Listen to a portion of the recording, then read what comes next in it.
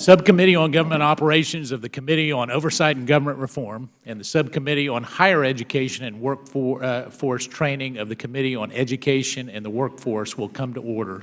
And without objection, the Chair is authorized to declare a recess at any time. Today, we gather to review the federal government's first performance-based organization, the Office of the Federal Student Aid. In 1998, amendments to the Higher Education Act transformed FSA into a federal experiment, one that many don't realize is still ongoing. Driving this transformation was an idea that innovation would foster by bringing private sector talent into the government, giving that talent independence from the parent agency, providing generous compensation, and then holding that talent accountable. Today's goal is simple. We're going to evaluate FSA's performance since it was granted these responsibilities and flexibilities. There is no doubt that FSA is tasked with a far greater responsibility today than ever could have been imagined or anticipated in 1998. The federal student aid system is vast, complex, and growing. And pre-application of the federal student aid was just being put on the World Wide Web. Today, FSA processes over 22 million applications annually, and 99% of those applications are processed electronically. 8 million Pell Grants were awarded annually, costing $6.7 billion. Today, it is 8.3 million Pell Grants that are awarded by FSA annually, costing close to $32 billion. In 1998, FSA owned and managed $45 billion in direct loans outstanding principals, and the other $150 billion was funded and owned by a public-private partnership in the FFEL program. Today, FSA owns and manages a staggering amount of $1.18 trillion in federal assets. Now, while FSA's responsibility has increased dramatically, there has not been an increase in accountability. Let's be clear. Congress has not done its part. We created this thing and then walked away. Congress has only called the FSA's chief operating officer, the owner of the PBO, to testify 3 times since 2010. This entire enterprise was set up for oversight, but in the halls of Congress, we need to do better. Now, while I acknowledge Congress has to be clear, FSA is failing to live up to its side of the deal as well. One only recent management challenges report for evidence that FSA is failing to deliver. Each challenge, the IG flag this time around, was raised in last year's report as well. And these are not insignificant challenges, but mission-critical areas that FSA must manage effectively. These areas include improper payment reporting, oversight and monitoring, and IT system development and implementation, of which we heard in this very room yesterday some of the challenges there. And I'm concerned that FSA made significant progress to be removed from the GAO's high-risk list in 2005, but now it's backsliding. And I'm doubly concerned about the culture being fostered by FSA. We will hear from school stakeholders today that the working relationship with FSA has become so strenuous that it is having an adverse effect on ultimately those people that they should be serving, the students. During the committee's hearing yesterday, the department received an F for its failure to effectively secure the personal information of millions of students across the country. Today, I suspect Washington may receive an F for allowing the Office of Federal Student Aid to expand into higher education. I'm not convinced it's been a healthy endeavor for students, parents, or taxpayers, but I look forward to hearing from our witnesses today, and now turn to the ranking member, the gentlewoman from New York, Ms. Maloney, for her opening statement. Thank you so very much, Mr. Chairman, for calling this important hearing. As I understand it, the goal of today's hearing is to examine the Office of Federal Student Aid within the Department of Education. FSA is what is known as, and I quote, performance-based organization, end quote. These entities have greater independence from the other agencies, more flexible hiring authority, and additional contracting flexibility, and they generally are more siloed from the rest of the other agencies. Some have suggested that this was a Clinton administration decision. In fact, the Clinton administration proposed this concept for the Department of Commerce, but it was Congress that created FSA within the Department of Education as a performance-based organization in 1998. Creating it as a performance-based organization were Representative Buck McKeon, Representative William Clay, Rep. William Goodling, and Rep. Dale Kildee. During the markup of the legislation in committee, Doug McKeon said this, and I quote, "For the first time, the day-to-day management of our student aid programs will be in the hands of someone with real-world experience in financial services. This individual will be given the hiring and contracting flexibility necessary to get results and will be paid based on performance. For the first time, the Department's student aid systems will be run like a business, adopting the best practices from the private sector and focusing on bottom-line results," end quote. Rep. McKeon's legislation passed the House with broad bipartisan vote of 414 to 4. In fact, every member of Congress who is here today and was serving when this legislation was passed voted for it. The reason was simple.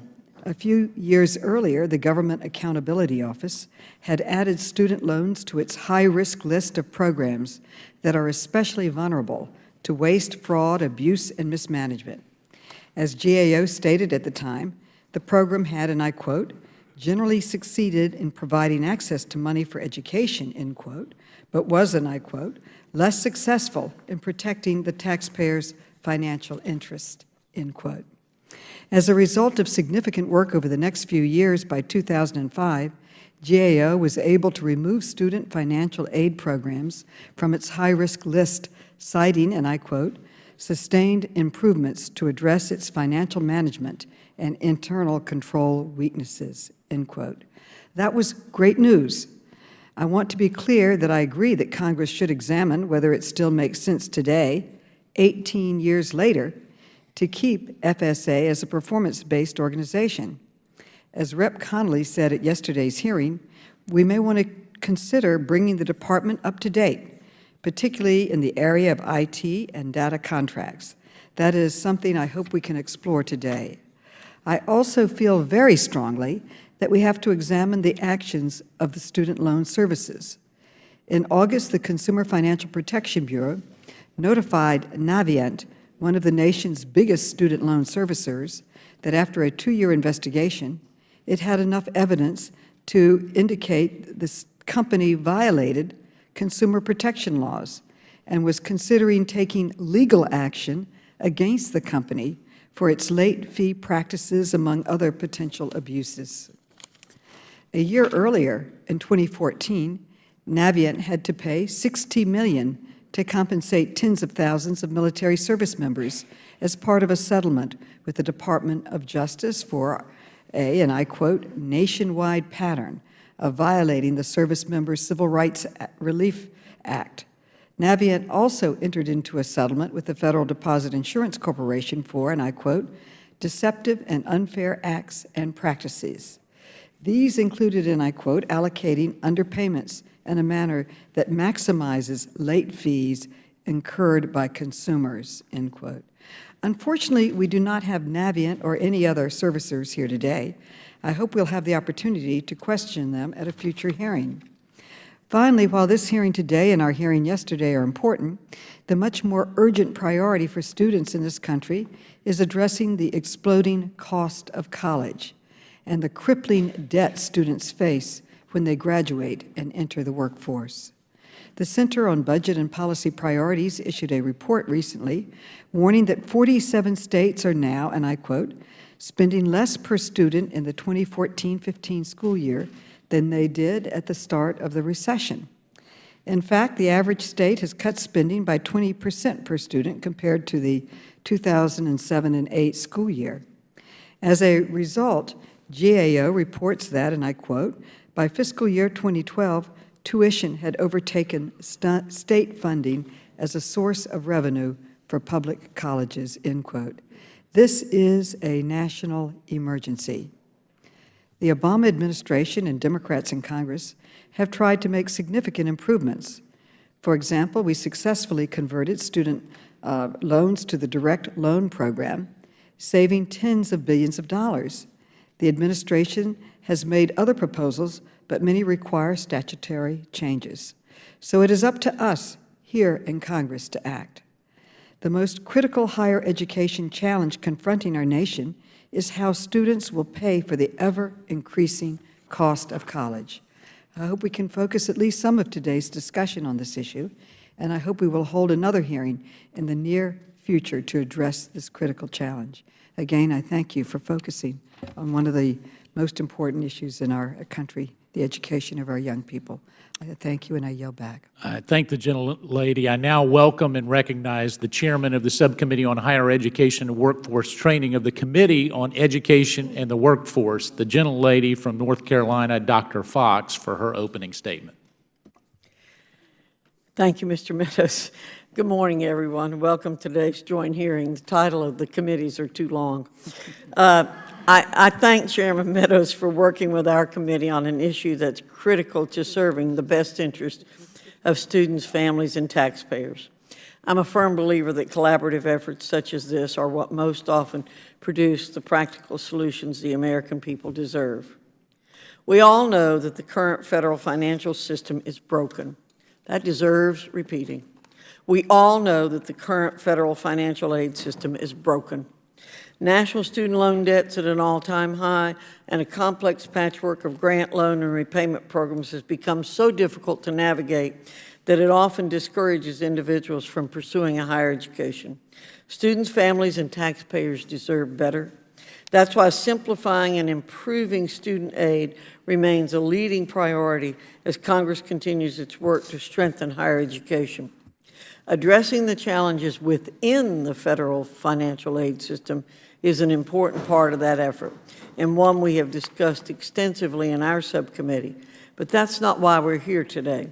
Instead, we're here to examine the agency tasked with managing the system, the Office of Federal Student Aid, or FSA. The agency is responsible for administering every federal loan, grant, work study, and repayment program under Title IV of the Higher Education Act. In other words, FSA is in charge of delivering billions of taxpayer dollars to millions of eligible students, as well as managing more than $1 trillion of outstanding student loan debt. Additionally, the agency is expected to provide guidance about financial aid policies to thousands of colleges and universities, and has the authority to revoke an institution's ability to participate in the aid programs should they not comply with that guidance. Needless to say, FSA plays an enormous role in the higher education system and has the ability to help or disrupt the lives of students. In the 1990s, the Government Accountability Office designated FSA as a, quote, high-risk agency with long-standing management problems, end quote. To improve the efficiency and effectiveness of FSA and to mitigate the mishandling of limited resources moving forward, Congress in 1998 converted the agency to a performance-based organization that would have to meet specific objectives under the Higher Education Act. Nearly 2 decades and trillions of dollars later, many would argue FSA is not achieving the intended results. It's our job to find out why and identify opportunities for reform to ensure taxpayer dollars are well spent and students are well served. Numerous reports reveal FSA is rife with inefficiencies that have led to a lack of communication with students, institutions, and loan servicers, improper payments, inaccurate reporting of data, failure to ensure borrowers are aware of the repayment options available to them, mismanagement of contractors and vendors, poor customer service, and I could go on, but we only have a limited time. After the last comprehensive review of the agency in 2008, the Department of Education's Office of Inspector General found FSA has failed to meet its responsibility as a performance-based organization. such as developing a 5-year performance plan with external stakeholders and establishing annual performance reviews for the agency's top executives. Due to these and other failures, the Inspector General noted that FSA, quote, has been unable to realize the expected benefits of the initiatives and has hindered its progress in meeting the requirements of the Higher Ed Act. This is about more than checking. When FSA fails to fulfill its responsibility, it jeopardizes hard-working taxpayers' money intended to help students. We need to demand better as Congress works to strengthen higher education interests of students, families, and taxpayers. I look forward to hearing from our witnesses about how to achieve just that. Thank you for joining us today, and thank you again, Chairman Meadows, for working with us on this important hearing. Before I conclude my opening remarks, I do want to recognize our colleague, Congressman Hinojosa, who announced last week his decision not to seek re-election after serving nearly 20 years in Congress. As the ranking member of the Subcommittee on Higher Education and Workforce, Mr. Hinojosa has been an ardent champion for students, families, and workers.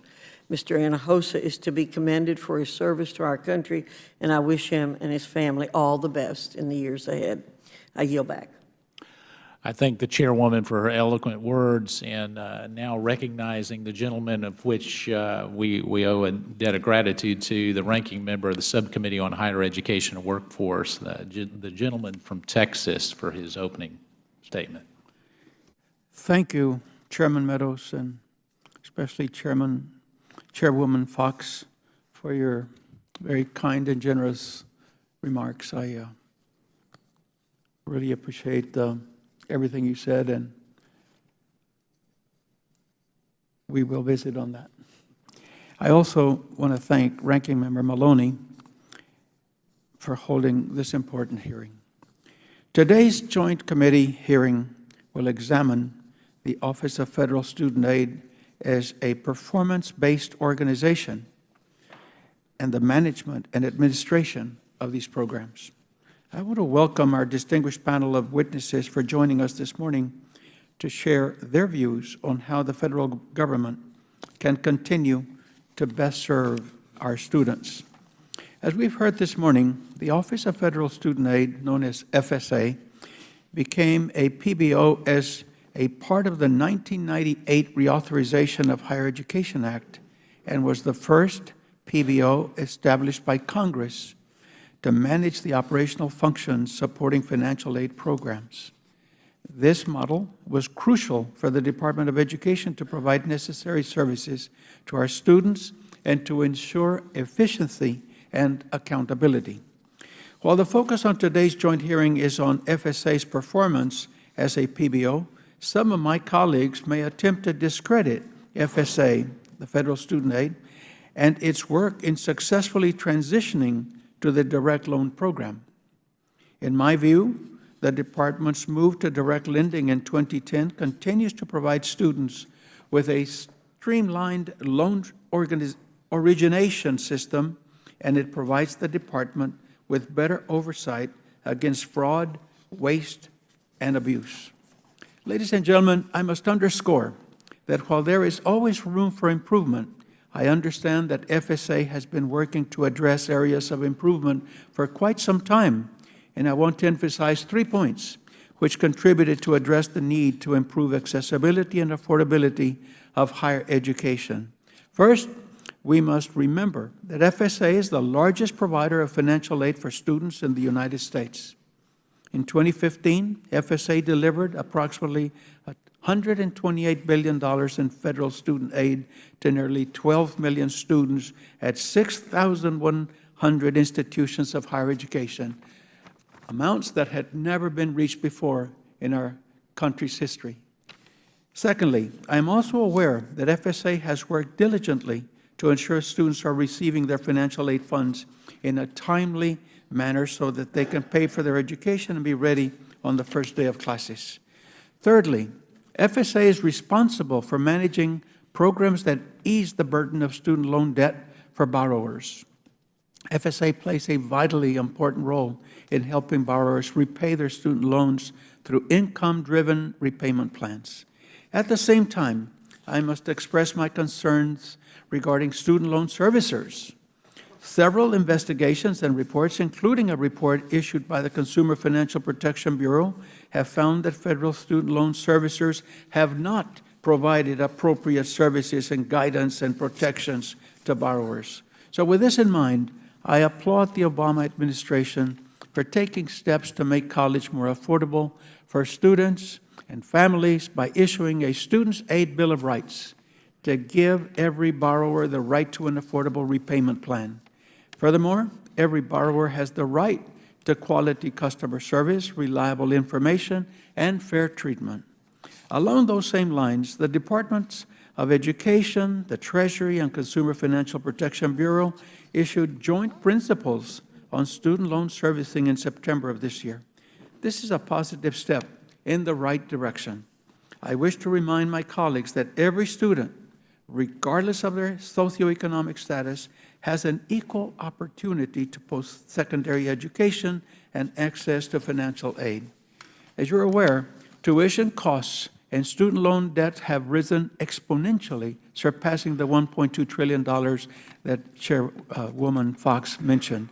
We must do all that we can to help borrowers repay their debt. With that, I look forward to hearing from our distinguished guests on these matters, and I yield back. I thank the gentleman. I will hold the record open for 5 legislative days for any members who wish to provide and submit a written statement. We'll now recognize our panel of witnesses. I'm pleased to welcome Mr. James Runcie, who currently serves as the Chief Operating Officer at the U.S. Department of Education. Mr. Runcie served as the Deputy Chief Operating Officer of FSA from 2010 to 2011 and Acting Chief Operating Officer of the Department of Education until his full appointment in 2012. Welcome. I welcome Miss Melissa Emery Aris, is that correct? All right, serves as the Director of Education of Workforce and Income Security at the Government Accountability Office. She oversees national studies on both K through 12 and higher education issues. Welcome back Miss Kathleen Tai.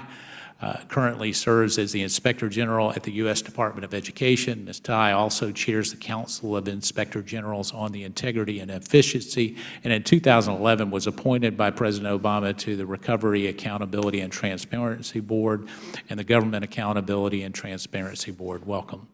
Welcome Mr. Ben Miller, currently serves as a Senior Director of Post-Secondary Education at the Center of American Progress. Mr. Miller previously served as the Director for Higher Education at New America, as well as a Senior Policy Advisor in the Office of Planning, Evaluation, and Policy Development at the Department.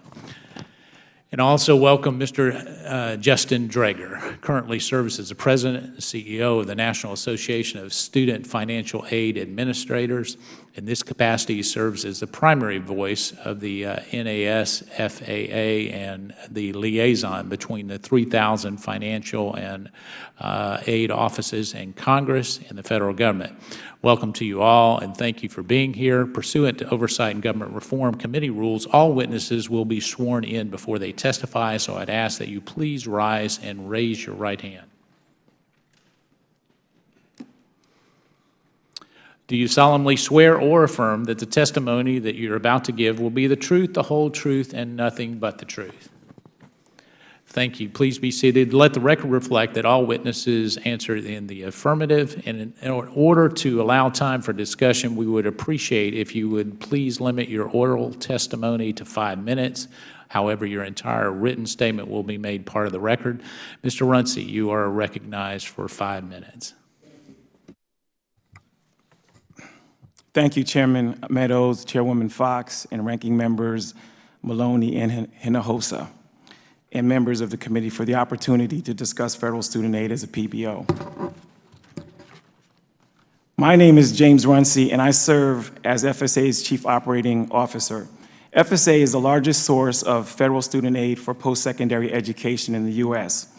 During fiscal year 2015, we delivered more than $127 billion in aid to more than 13 million students attending approximately 6,100 post-secondary institutions. During this time, we processed nearly 20 million FAFSAs Our loan portfolio is currently more than $1.2 trillion, with 42 million individual recipients and 193 million loans. We use a public-private partnership that leverages almost 1,300 federal employees and more than 12,000 contracted employees. Since FSA became a PBO, we have numerous successes in transforming the delivery of student aid. FSA has responded to rapidly changing landscapes in the delivery of federal student aid. To accommodate growth and mitigate risk, FSA contracted with 4 private sector servicers who leverage their commercial practices to expedite the delivery of services. As a result of the capital markets decline in 2008, we injected $112 billion into the markets through ECASLA, ensuring that every student that depended on federal student aid received it.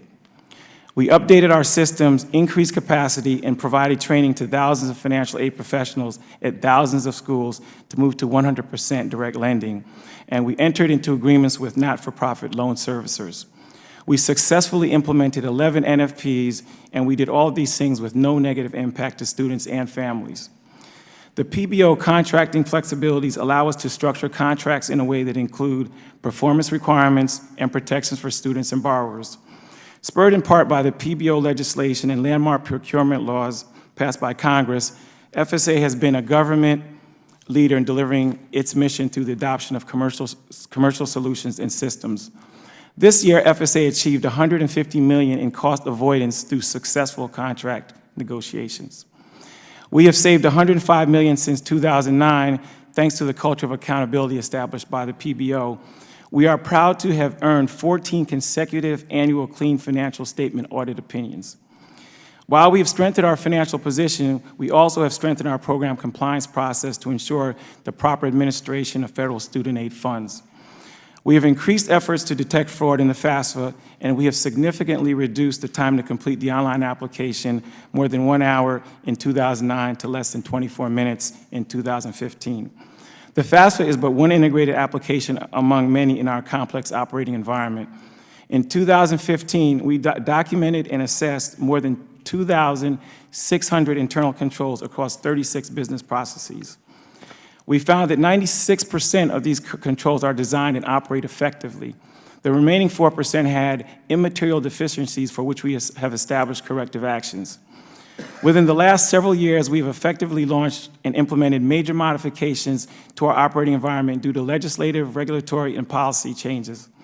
Examples include, but certainly are not limited to, the IRS data retrieval tool, new income-driven repayment plans, the 150% direct subsidized loan limit, and a comprehensive enterprise data warehouse. Through the recent cyber sprint, FSA has made significant progress in implementing additional protections to customer data. In addition, the implementation of CyberArk at our virtual data center completed last month has remediated many of our audit access control findings. The need for federal aid will continue to grow, and FSA must continue to adapt. We must be in a position to continue responding to rapid regulatory and market changes, to recruit, retain specialized talent, to negotiate commercial contracting, and to provide the most effective program compliance in order to continue to fulfill our mission. Taking full advantage of each authority granted as a PBO is a critical element to our mission success. The employees that I represent at FSA are focused on the future of the organization, a future that includes the early availability of the FAFSA in October 2016, implementing prior, repay, and servicing improvements, launching a new student complaint system, expanding our oversight capacity, and increasing the security of our systems. I appreciate the opportunity to provide the committee with an overview and welcome any questions that you may have today. Thank you. Thank you, Mr. Runcie. Ms. Emery Arias, you're recognized for 5 minutes. Thank you. I am pleased to be here today to discuss the results of our work examining FSA's efforts to monitor and oversee the direct loan program. FSA administers the direct loan program and oversees the performance of contractors supporting this program. These contractors include loan servicers responsible for billing and other services, as well as companies managing the department's defaulted loan information system. To address longstanding management weaknesses, the Higher Education Act was amended to establish FSA as the first PBO. A PBO is intended to transform the delivery of public services by committing to achieving specific, measurable goals with targets for improvement. in exchange for being provided with more flexibility to manage its operations. Accordingly, FSA's strategic plan includes several goals focused on monitoring contractors and serving the needs of borrowers. However, recent questions have been raised about FSA's management of the direct loan program, including its oversight of contractors. In March 2014, we found that FSA's limited planning and oversight of its IT contractor prevented education from providing timely benefits to borrowers who completed loan rehabilitation. Loan rehabilitation allows borrowers who make 9 on-time monthly payments in 10 months to have a default removed from their credit reports. However, no rehabilitations were processed from October 2011 until April 2012 due to issues with FSA's IT system, and FSA officials said they needed until January of 2013 to clear the resulting backlog. My statement today provides additional findings from our recently completed work on FSA's management of the direct loan program and will focus on how well FSA, 1, provides instructions and guidance to direct loan servicers, and 2, monitors and documents calls between direct loan borrowers and servicers. In terms of FSA's instructions and guidance, we found that FSA's communications to loan servicers are sometimes lacking, resulting in inconsistent services to borrowers. 6 of the 7 servicers we interviewed reported various issues resulting from absent, unclear, and inconsistent guidance and instructions. For example, one servicer said there are no instructions for how to apply over or underpayments to borrower accounts. If a borrower has multiple loans, some servicers spread an overpayment amount evenly across the loans, while other servicers target the higher interest loans first.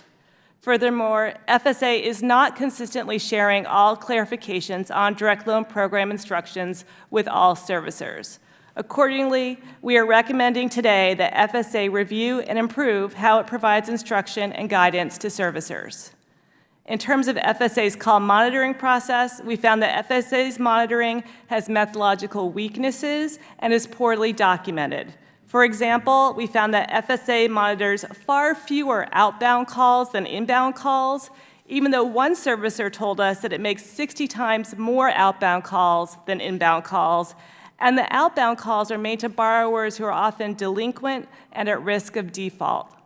Also, the methodology for selecting calls for review is not well defined and relies on servicers to implement with no verification from FSA to ensure its integrity. Accordingly, we are recommending today that FSA implement a more rigorous methodology for monitoring calls. In addition, we found weaknesses in how FSA documents the results of its call monitoring. For example, summaries of monitored calls do not consistently track errors over time. In addition, the monthly summary reports only capture errors if 4 or more occur in the same call. If a servicer fails to answer all of a borrower's questions but does not compound this problem with 3 additional errors, the report does not capture this information. Accordingly, we are recommending today that FSA improve documentation of its call monitoring. FSA faces challenges in the direct loan program that affect its ability to function effectively as a PBO. If FSA fails to strengthen its instructions and guidance to servicers and improve call monitoring, differences between servicers will persist that could financially hurt borrowers or risk the integrity of the program. Thank you. This concludes my statement. Thank you. Inspector General Tai, you're recognized for 5 minutes. Thank you all for inviting me here today to discuss the work of the Office of Inspector General involving the U.S. Department of Education's Office of Federal Student Aid as a performance-based organization. As many of you know, the federal student aid programs have long been a major focus of our audit and investigative work, as these programs are large, complex, and susceptible to fraud and abuse. We look to promote efficiency and effectiveness in FSA programs and operations, and in doing so, help to protect America's students from harm and help safeguard the taxpayers' investment in higher education. As already noted during this hearing, FSA did about $130 billion in student aid this year to 13 million students, and manage an outstanding loan portfolio that has grown to $1.2 trillion. This makes FSA one of the financial institutions in the country. As a PBO, FSA is responsible for managing both the oversight and administrative functions that support these programs. In 2008, we determined that FSA was not completely fulfilling its responsibilities as a PBO in the areas of systems integration, cost reduction, and planning and reporting. The work we have performed since 2008 has focused in significant part on areas within FSA's oversight and administrative responsibilities. That work continues to identify problems in FSA's oversight of program participants. For example, our 2015 audit found weaknesses in FSA's process for performing program reviews, including that staff did not adequately document fiscal testing for timely disbursements or determine whether schools had implemented direct loan quality assurance systems, and there was limited evidence of supervisory reviews, all of which may leave FSA with limited assurance that program reviews are appropriately identifying and reporting instances of noncompliance. Another 2015 audit found that FSA's follow-up process for OIG's external audits was not always effective, as audits were not always closed timely, and FSA did not always maintain appropriate documentation to show that corrective actions were completed. Not ensuring corrective actions are taken as quickly as possible allows deficiencies to continue to exist, and the risk remains that related programs are not effectively managed and that taxpayer funds are not being used as intended. FSA as a PBO also has the responsibility for managing the administrative functions of the Title IV programs. Recent OIG work has identified weaknesses in this area. For example, results from our recent improper payments audits found that FSA has not taken full advantage of the Improper Payments Elimination and Recovery Act to identify and reduce improper payments in the Pell Grant and direct loan programs. We have identified issues with FSA's improper payment methodologies that render its improper payment estimates for these programs inaccurate, incomplete, and unreliable. OIG work conducted over the last several years has always in FSA's contract management, an area of concern as FSA relies heavily on contractor support to accomplish the purposes of the PBO. We have seen weaknesses in FSA's monitoring of its debt management system, its contracts with the Title IV servicers, and its contracts with private collection agencies. We have identified issues such as not ensuring contract milestones were met, lack of proper invoice validation, and the failure to confirm the adequacy of deliverables, and the failure to ensure adequate IT security of contractor-operated systems. Without improved contractor monitoring, FSA has limited assurance it is receiving the products and services it is paying for, impacting both students and taxpayers' interests. My written testimony provides more detailed information on these findings, as well as other examples of our recent work that shows that FSA needs to improve its oversight and management so as to ensure Title IV programs are serving the interests of students. For the next reauthorization of the Higher Education Act, Congress may want to consider adding specific requirements for oversight and contract management to the purposes and functions of the PBO and require FSA's performance plans to establish measurable goals and objectives in these areas. My office is committed to working with FSA, the Department, and Congress to address the areas of risk within the federal student aid programs to reduce fraud and abuse. Thank you very much. Thank you, Inspector General, and thank you for your insightful report. Mr. Miller, you are recognized for 5 minutes. Good morning. Thank you, Chairman Meadows, Chairwoman Fox, Ranking Member Maloney, and Ranking Member Hinojosa, and members of the committee for having me today. This month marks the 50th anniversary of the Higher Education Act, landmark legislation that has made our country stronger by allowing millions of low and middle-income Americans to access and afford college. But today, the growing price of college threatens to undermine the goals of the Higher Education Act. State disinvestment keeps driving public tuition higher.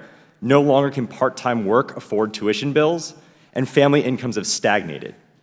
As a result, federal student loans are now the norm for people in college. Today, over 40 million Americans owe a collective $1.18 trillion in federal student loans.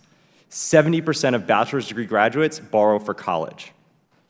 Under current law, the Federal Student Aid Office, or FSA, cannot fix the underlying conditions that lead students to borrow. But a strong, effective, and efficient FSA is still important for students. It can help them apply for aid easily, get dollars to them when they need it, guide them through the repayment process, and protect them from bad actors lurking throughout the system. In the last several years, FSA has done a lot to meet these goals. It has made applying for aid simpler and faster by using skip logic on questions and allowing for the easy importation of tax data. Next fall, it will implement a policy change known as prior year that helps families apply for aid sooner and better plan for college costs. This idea has bipartisan, bicameral support. FSA has also implemented repayment options that allow borrowers to make affordable payments based upon their income. Perhaps the greatest sign of FSA's recent successes was the 2010 transition following legislation that required all federal loans be issued by the Department of Education. FSA worked with thousands of institutions to make this change in just 3 months, and students saw no interruption in their flow of aid dollars. This change also saved taxpayers money by no longer having to pay expensive subsidies and guarantees to lenders in exchange for offering an undifferentiated product whose terms were set by Congress. These are all important developments that have helped the government's benefits work better for the students who receive them. They show FSA's strong commitment to getting dollars to students quickly and on time, and they show the importance of having an agency structure with clear goals for efficiency and effectiveness. Still, there are places where federal student aid can be strengthened, possibly through changes to its structure. For one, FSA and Congress must determine how to better use oversight tools and accountability metrics to protect students from institutions that take advantage of them. Yesterday's announcement that 85,000 former Corinthian students may be eligible for loan discharges, and Monday's nearly $100 million settlement between the federal government and the Education Management Corporation show the importance of early action to weed out bad colleges. The government alleged EDMC improperly compensated recruiters, leading an operation where it sought anyone with, quote, a Pell and a pulse. Yet the company still received billions in federal aid over the last several years. Second, FSA should demand its contractors better serve students. Today, it contracts with 4 companies to service the majority of federal student loans and is required to work with several others through a congressional earmark. In the mid-2000s, the Inspector General found that 3 of the 4 main servicers and several of the earmarked ones had improperly billed the government millions of dollars for inflated loan subsidies. One of them also settled a claim by the U.S. Department of Justice for overcharging service members. These are servicers whose prior behavior suggests the need for significant scrutiny to protect students and taxpayers. Fortunately, the move to direct lending and the fact that these individuals are all contractors means that FSA can address these challenges through changes much more easily than it could in the old bank-based system. Finally, the public and policymakers need additional performance data about institutions, servicers, and the loan portfolio. In particular, greater information about loan delinquency by institution, outcomes for borrowers in forbearance, and what happened to borrowers before they defaulted would help guide policy changes that better serve students. A greater for risk analysis could also lead to new pricing structures for servicers and collectors that reward them for helping the most vulnerable borrowers. But strengthening FSA cannot be our only strategy for addressing affordability. We must act to address the underlying structural problems that drive up price and debt. We must tackle state disinvestment and encourage colleges to improve sensibly. Doing so is the best way to ensure the Higher Education Act continues to meet its goals for the next 50 years. Thank you again for having me today, and I look forward to your questions. Thank you, Mr. Miller. Mr. Drager, you're recognized for 5 minutes. Chairman Meadows and Chairwoman Fox, Ranking Members Maloney and Hinojosa, thank you for inviting me to testify today. Collectively, NASFA's 3,000-member schools serve 90% of all undergraduates in this country, and the issues I'll describe today are not isolated incidents. 1 out of every 3 schools has reported to NASFA significant operational shortfalls with FSA that unfortunately have only worsened in recent years. As institutions, we view ourselves as partners with FSA, and we celebrate their successes, particularly in regards to simplifying the financial aid form and improving their counseling tools. But these successes notwithstanding, FSA is consistently falling short in other areas, particularly in their partnerships with institutions, and that has detrimental effects on students. In our written remarks, we've included several examples of this lack of partnership, including one where FSA took unilateral action last year without consulting schools that resulted in some students being mistakenly placed into student loan repayment while they were actually still in school. Now, schools are reluctant to complain about this disservice because FSA ultimately holds all the cards in terms of a school being able to offer financial aid funds to students. The underlying perception to our members is that you keep your complaints to a minimum or you risk a federal program review. And this feeds into a second major issue with FSA, its lack of accountability to partners or the public. The most pervasive problems at FSA, and this has been reported by over 1,000 schools in each of your districts serving 6.5 million students, are long delays in program participation agreement changes, long delays in closing out program reviews, delayed guidance in relation to deadlines that institutions have to meet, and even publishing simple benchmarks about how long it should take to get responses on compliance issues. These issues have been going on for years. In fact, in 2012, we provided input to FSA about how they could improve their service to partners. Yet still today, FSA's strategic plans continue to lack appropriate performance metrics that could be used to measure progress on these issues. Of the many examples that we've provided in our written testimony, the most example that can be found that highlights these issues is in FSA's implementation of gainful employment reporting. And who might be unfamiliar, the department recently defined what it means to be gainfully employed, which is a statutory criteria schools have to meet in order to offer financial aid for certificate programs. The entire rollout process can be described as nothing less than a time-consuming debacle that took already limited time away from counseling students. In response to schools' complaints about this process, FSA officials are quick to point out that schools had 9 months to meet this massive data reporting requirement, which quite frankly is intellectually dishonest. We've provided a timeline in our written testimony, also available here in the room, that shows that FSA didn't even begin issuing operational guidance until 3 months after the final regulations were published. Then in the space of 5 months, leading right up to the deadline, FSA issued roughly 300 pages of additional implementation guidance, the bulk of which included a technical reference guide. All of it being issued and updated right up to the reporting deadline. Then, as that reporting deadline came and went, FSA continued to issue guidance on compliance. And here's where it gets truly disturbing. At the same time that ED was continuing to issue guidance to schools, they began sending a series of threatening letters to all types of schools, four-year public, privates, community colleges, and proprietaries, threatening them with administrative incapability findings, a term that basically means that students at those schools could lose financial aid. Now, FSA claims that schools showed a shocking lack of compliance, without even considering the idea that it was perhaps their own rollout and timing that contributed to the bulk of these problems. As it turns out, most of these schools were not out of compliance, simply had data reporting errors that produced conflicting results at FSA.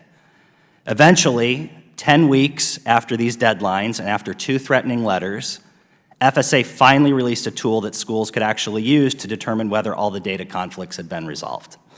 And of course, how does this ultimately affect students? Well, one financial aid administrator in Ohio summarized it best when she said, "GE reporting has been an incredibly frustrating experience, an experience and wasted time that could have been more productively spent helping our students and families."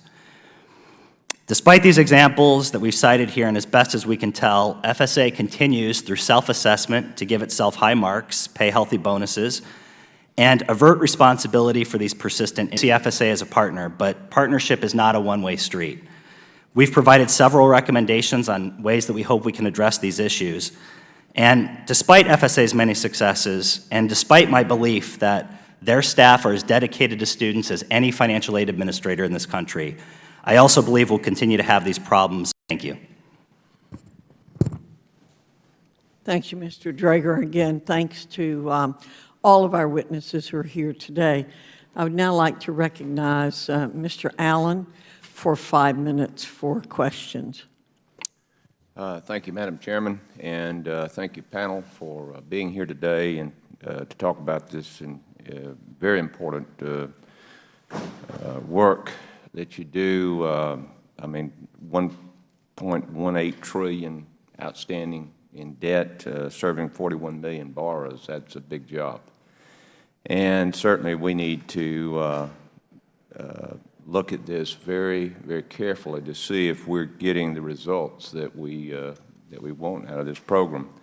One of the things that I hear in my district is that there are lots of jobs, very good-paying jobs available. And I've been amazed at my short time here in Congress and on this Education Workforce Committee that there's such a disconnect between the business community or manufacturing or the job creators and those in the education business. And somehow we've got to bring those together because we've got students that are getting an education without the idea of perhaps what they're going to do and how they're going to pay this money back.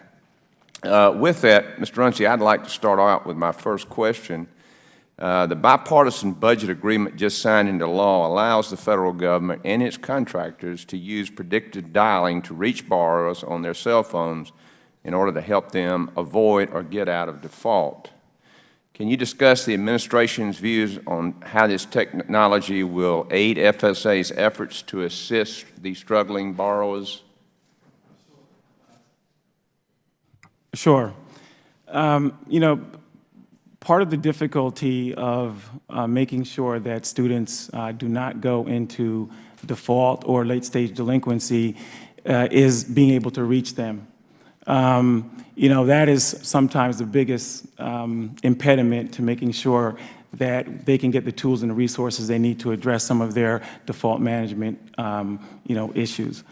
And so that is a tool that would be helpful in order to increase some of the efficiencies around reaching out and getting these students and borrowers to act. We've got income-based repayment. We've got lots of tools that they can use that we've rolled out over the last couple of years. And the ability to reach them so that they're aware of these through something like TCPA would be tremendously helpful. Obviously, you know, it's going to take some time to implement, and it's going through a process now, but we stand ready to use that type of technology to address those issues. So, in other words, the administration is in favor of using this method to get in touch with the students in accordance with the bipartisan budget agreement? I'm just saying that it would, I believe so, but just from an operational standpoint, it would help outcomes. Okay. Thank you, sir. Ms. Emery-Arias, like I said, we're 41 million borrowers, 1.18 trillion, and the GAO found that the FSA is lacking, resulting in inconsistent and ineffective programs for borrowers. How has the lack of guidance and communication affected services' ability to assist our borrowers? Basically, servicers treat borrowers differently. So you could have the same borrower with the same financial circumstances, and they might get completely different advice depending on which servicer they contact. This is because education has not provided consistent instructions and guidance to servicers on how to apply payments like underpayments and overpayments, how to deal with different types of income documentation and the like. So there's really missing instruction that could really help ensure consistency and serve borrowers. Has the FSA been diligent in oversight of this issue? We believe FSA could do more. For example, servicers we spoke with said it would be very helpful to have a manual, which would be just very simple in terms of what the instructions are for implementing the program to make sure that there is consistency. So that is something that we have put out there as part of our recommendation to provide guidance that FSA consider having a basic operations manual for servicers. As the chair of our hearing said this morning, Congress obviously needs to step it up. What can Congress do? Well, we haven't made any recommendations to Congress in this testimony. I'll defer to others on that point. Okay. All right. Well, I'm just about out of time, so I'll yield back the remainder balance of my time. Thank you, Mr. Allen. Mr. Hinojosa, you're recognized for 5 minutes. Thank you, Madam Chair. My first question is to Mr. Runcie. I understand that many borrowers are unaware of the federal government's income-driven repayment plans. What is the FSA doing to increase awareness about income-driven repayment plans that I mentioned? We have, there are a number of things that, you know, we're doing, but what I want to emphasize is the rate of growth and the take-up in income-based repayment. It's been phenomenal. Right? So a significant percentage of the portfolio, and a growing percent, is now using income-based repayment. A lot of that has to do with, we've had targeted email campaigns, we've changed the incentive structure for our servicers, we've created websites with information about income-based repayment. We've worked with Treasury and Intuit in terms of mechanisms and activities that create awareness around these programs. So we've done a lot, but more importantly, the outcomes are evidencing that the outreach and the awareness that we're putting out there is making a difference. I'll be back to you. Mr. Ben Miller. As you know, student loan debt stands at the $1.2 trillion that has been repeated over and over again. In your expert opinion, what steps has the Obama administration taken to expand accessibility and affordability in higher ed? So there's been a number of important steps. I mean, obviously, the best form of student loan debt is no student loan debt. And this is something where the Obama administration has done a lot, especially beginning with the Recovery Act, where it invested a lot of additional money in federal Pell Grants to help the lowest income students. It then followed that up in 2010 with additional money for Pell Grants by ending the bank-based loan system, which allowed, I believe, about $36 billion to go to Pell Grants. The result is that before this administration came in, the Pell Grant had been a largely stagnant maximum award. It's now gone up by a little bit over $1,000, which has meant a lot for low-income students. In addition, several of the income-driven repayment plans that have already been discussed have been important for helping borrowers manage their debt, so that now basically any borrower who enters repayment knows that they'll be able to cap their loan payments at about 10% of their discretionary income. If they engage in public service, they'll be able to get forgiveness after 10 years, and otherwise they'll be able to get forgiveness after between 20 and 25 years. I agree with you. Those are very good things that occurred. I was chairman of the committee, and so I agree with you, because we were addressing what the presidents of universities and the chancellors of university systems told us needed to be done. My third question is to Mr. Runcie.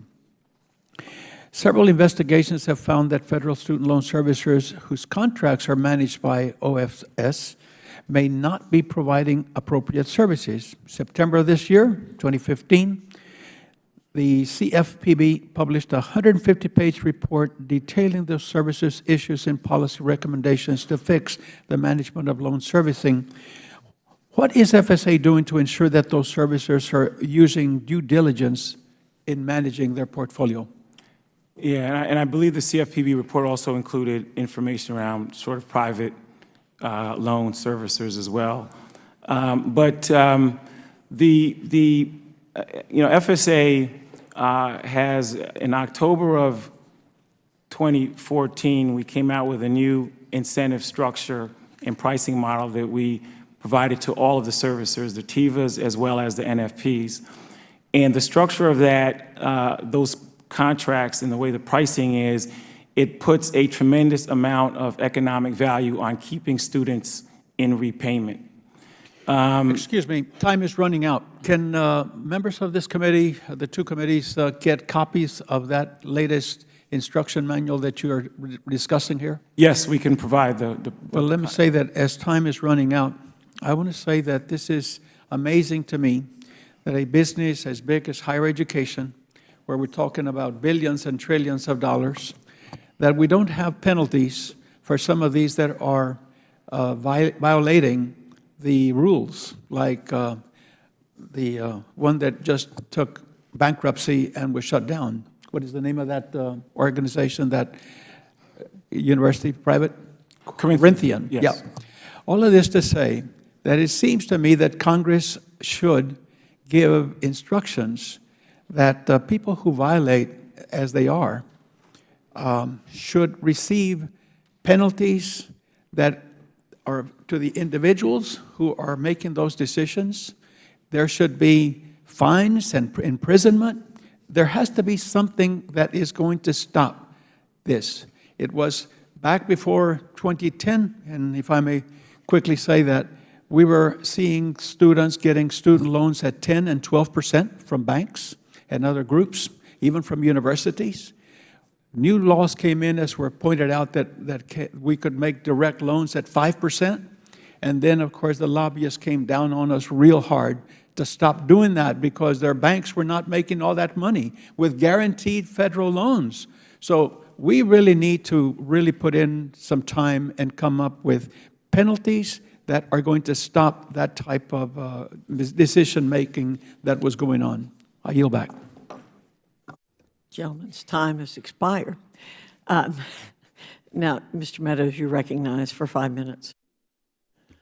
Thank you, Madam Chairman. Mr. Runcie, I'm going to come directly to you. The oral testimony of Ms. Emery was kinder than perhaps the written testimony that I role is more oversight, not as much on the policy side of things. So how much do we pay out in improper every year? Well, we have improper payment estimates, right? So we don't actually make payouts, right? So, for instance, we have... But you have oversight, you're the COO, and so as we look at the improper payments, how much do the American taxpayers, can they recognize in terms of improper payments? So improper payments, there are two categories. There are direct loans and Pell. Combined, what's the total? The combined total is about $1.8 billion of estimated improper payments. That's done through sampling techniques, and we look at we look at information, and then we extrapolate that it would be 1 point. I've only got 5 minutes, so let me interrupt you. If that's your official testimony, I guess my question is how do you know? Because you've changed the methodology, didn't you, Mr. Runcie, in how you evaluated improper payments? That methodology was approved by OMB. So you changed it in fiscal year 2013. That's right. And then the improper payments amount doubled. Is that correct? That's the information I have. We changed from about $2 billion to about $4 billion.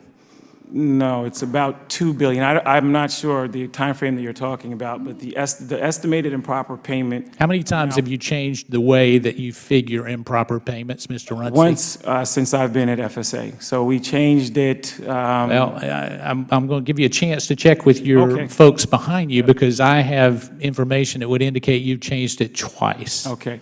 So what I'm saying is that when we changed the improper payment methodology, it's based upon some analysis that we do. That analysis was, we had some disagreement in terms of the appropriateness of that. I'd say major disagreement, so let me go on a little bit further. So let me interrupt because I need to get to an answer here. Okay. Here's my concern. You have improper payments of about $2 billion under a scenario that you're, and I'm rounding off. That's right. You change the scenario after that same method of calculating it showed that you had $4 billion in improper payments, and you go retroactively to OMB and say, we want a new process to be able to evaluate that. Is that, in general terms, how it worked? The OMB, my understanding is OMB is the authority. If they sign off on it, it is I agree. valid and it's appropriate. All right, so are you following OMB guidelines? OMB Be careful how you answer. OMB has approved the methodology that we use. Are you using their approved methodology? We are using it. That's what we use for 2015 and 2014. So let me ask you this then.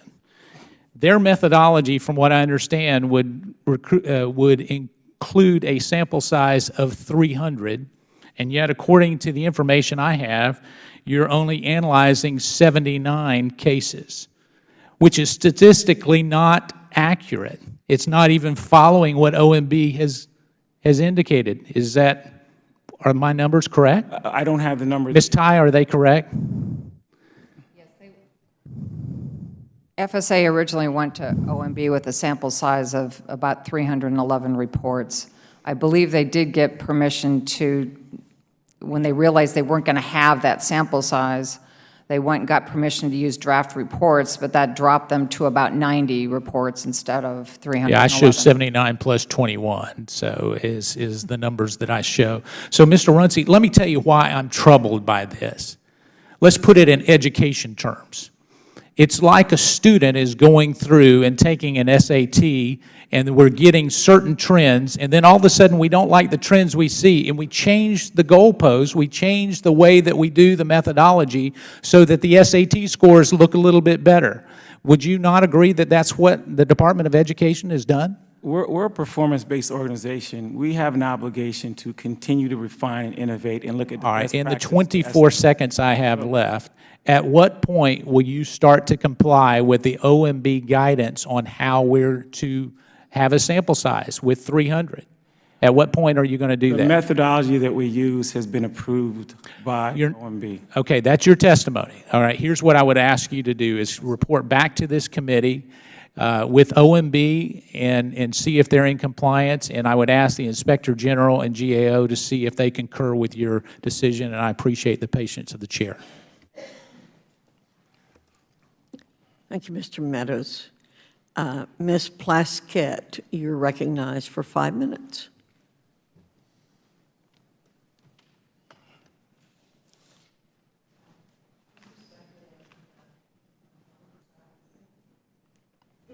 We are alternating between the education and oversight, so it is your time. I don't want to, mess up the protocol. Thank you so much. Ms. Teague, at the Oversight and Government Reform Committee, you testified that a company in Georgia, a subcontractor, refused to give your office access to information you needed.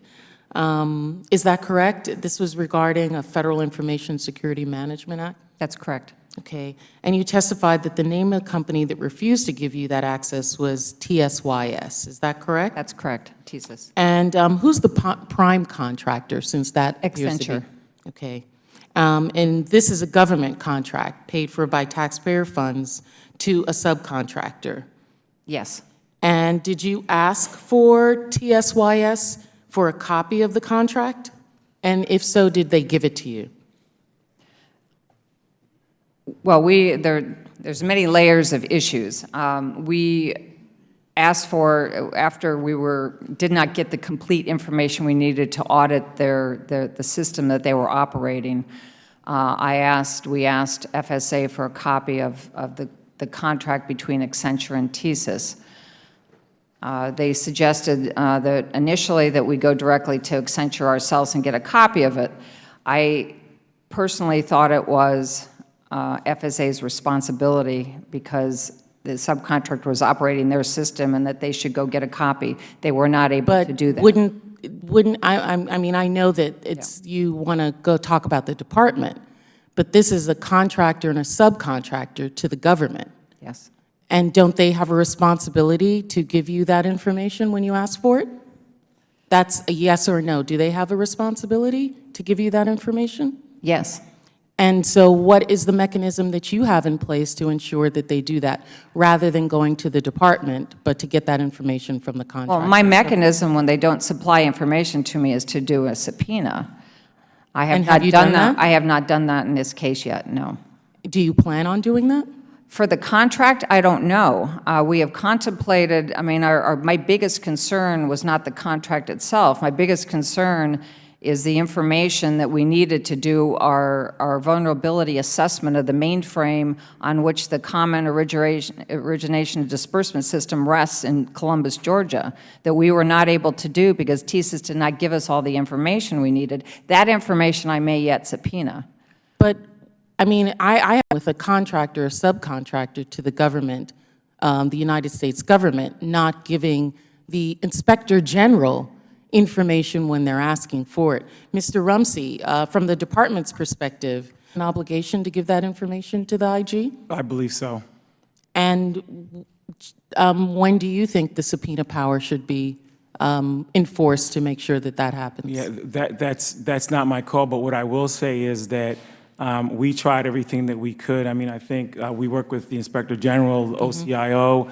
We got the prime, we got the subcontractor, we had our contracting officer. We had a number of people exert a maximum amount of effort to get them to provide the information that the Inspector General wanted, and I was disappointed that we couldn't get it. So can the department withhold funds from not just the subcontract, but primarily the contractor, Accenture, until it complies with the requests of the Inspector General? Our contract is with Accenture, and because they haven't given the information either, have they, Accenture? well, it's not their information, it's the information that the subcontractor. Well, the contract itself, right, Yeah, would be for Accenture. Yes, but the contract, my understanding, based upon conversations with our contracting officer, is that is a commercial contract between Accenture and TSYS. We don't have the contractual right to get that contract. What do you say to that, Ms. Teague? I'd say that view is interesting in light of the fact that TSYS is in charge of operating one of the most significant data systems that FSA has.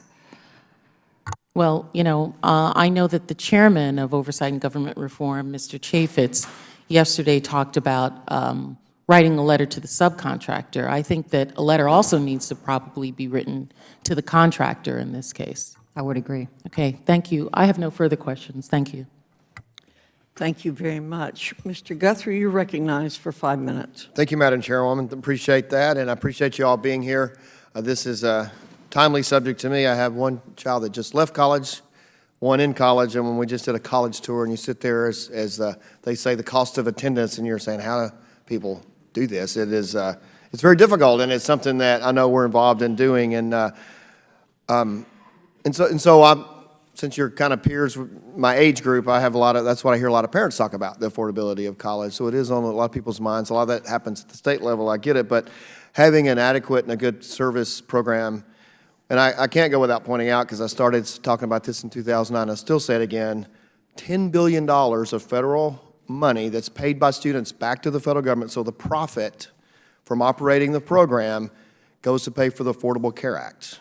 So that's $1 billion, almost $1 billion a year goes to pay. So I just want to remind people that money that students pay for their colleges is diverted to the Affordable Care Act. So almost $10 billion over 10 years. That's over 10 years. So Mr. Runcie, I want to ask you a question. Throughout the GOA's testimony, there are numerous examples of FSA falling short in its management and oversight of servicing contracts. A major consequence of the oversight deficiencies is that borrowers in turn face inconsistent experiences and services. This is a far-reaching consequence that FSA, as a performance-based organization, is tasked with fixing. Keeping in mind that until these problems are rectified, borrowers will continue to lack the kind of service required by FSA's PBO designation. And I have a few questions based on that. When will the clear guidance to help servicers interpret income documentation be ready? So I just want to give you some context in terms of why there may be some differences between, the servicers and how they, treat specific incidents, right? So we had to stand up the TIVAs, the 4 servicers, in a pretty short window, and we allowed them to use their commercial practices and their commercial, operations. And because of that, there are variations. And those servicers also provided those servicers to the FEL program. So there were inconsistencies there from a servicing perspective. But in order for us to quickly ramp up to deal with the volume that we did, we had to leverage their commercial operations. There were differences in some of their practices. Those differences still exist, and we provided guidance and clarification for some of those. But ultimately, we're entering into a recompete process that will start in January of 2016. And through that process, we're going to be able to do some things like standardize common practices, have common branding, and to address some of those issues. Okay, it's understood. We had discussed it in this committee for a while, but it kind of just came into being because of the money needed to pay for the Affordable Care Act. So when will the guidance, so understand the problem, so when is it going to be fixed? Well, first of all, some of the stuff has been, some of the things that we can address, we've addressed, like the capitalization of interest. Other things like over and underpayments that were mentioned before, we're working with CFPB. They're an organization that understands some of the issues around what's the best practices in terms of dealing with that. So, I don't have a specific time frame, but I would say within 2016, certainly. Within 2016? Yep. And then also, the servicers expressed for a common manual, I think we talked about a little earlier in this tie, similar to those that exist with FEL in order to help solve consistency. Do you have plans to have a common manual, and when will that be ready? Yeah, the common manual will be something that, based upon our recompete strategy, we'll be able to put together. However, the common manual that existed before, there were still differences between the way those servicers who used the common manual, addressed borrower issues. So I think the platform that the place we're looking to go is to be able to standardize a number of processes as we go through recompete process. Is there a date that you think? Well, the recompete process is going to start January 2016. That's our target. The contracts themselves wind down. The existing contracts today wind down in 2019, so there would be a transition period. Okay, about to run out of time, but real quick, I have a bill that we've seen, particularly Indiana University, be extremely successful with financial accounting. So I have a plan to fix that problem under the current law. We're trying to change the law, but is there a plan to fix where we are under the current law? Yeah, I mean, there are policy changes that can be made, but clearly, our exit counseling, it does make a huge difference. I think the multiples, you're 2 times less likely to miss a payment if you go through counseling, at least our counseling that we have in place. And so we have a lot of the tools. I'm not sure what the hit rate is in terms of, people actually using those tools, but it is a requirement. Gentleman's time has expired. Mr. Scott, you're recognized for 5 minutes. Thank you, Madam Chair. Mr. Runcie, we've heard from a number of sources that the FAFSA form is so complicated that a significant number of people are not applying to college or not getting the aid to which they're entitled.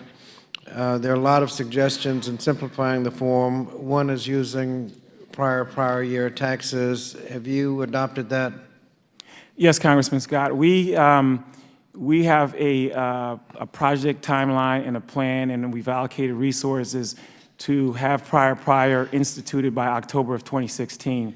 And that would be a tremendous opportunity to increase access and make it simpler and easier for people to complete the FAFSA. Another recommendation was to have easier access to internal revenue information. Have you adopted that policy?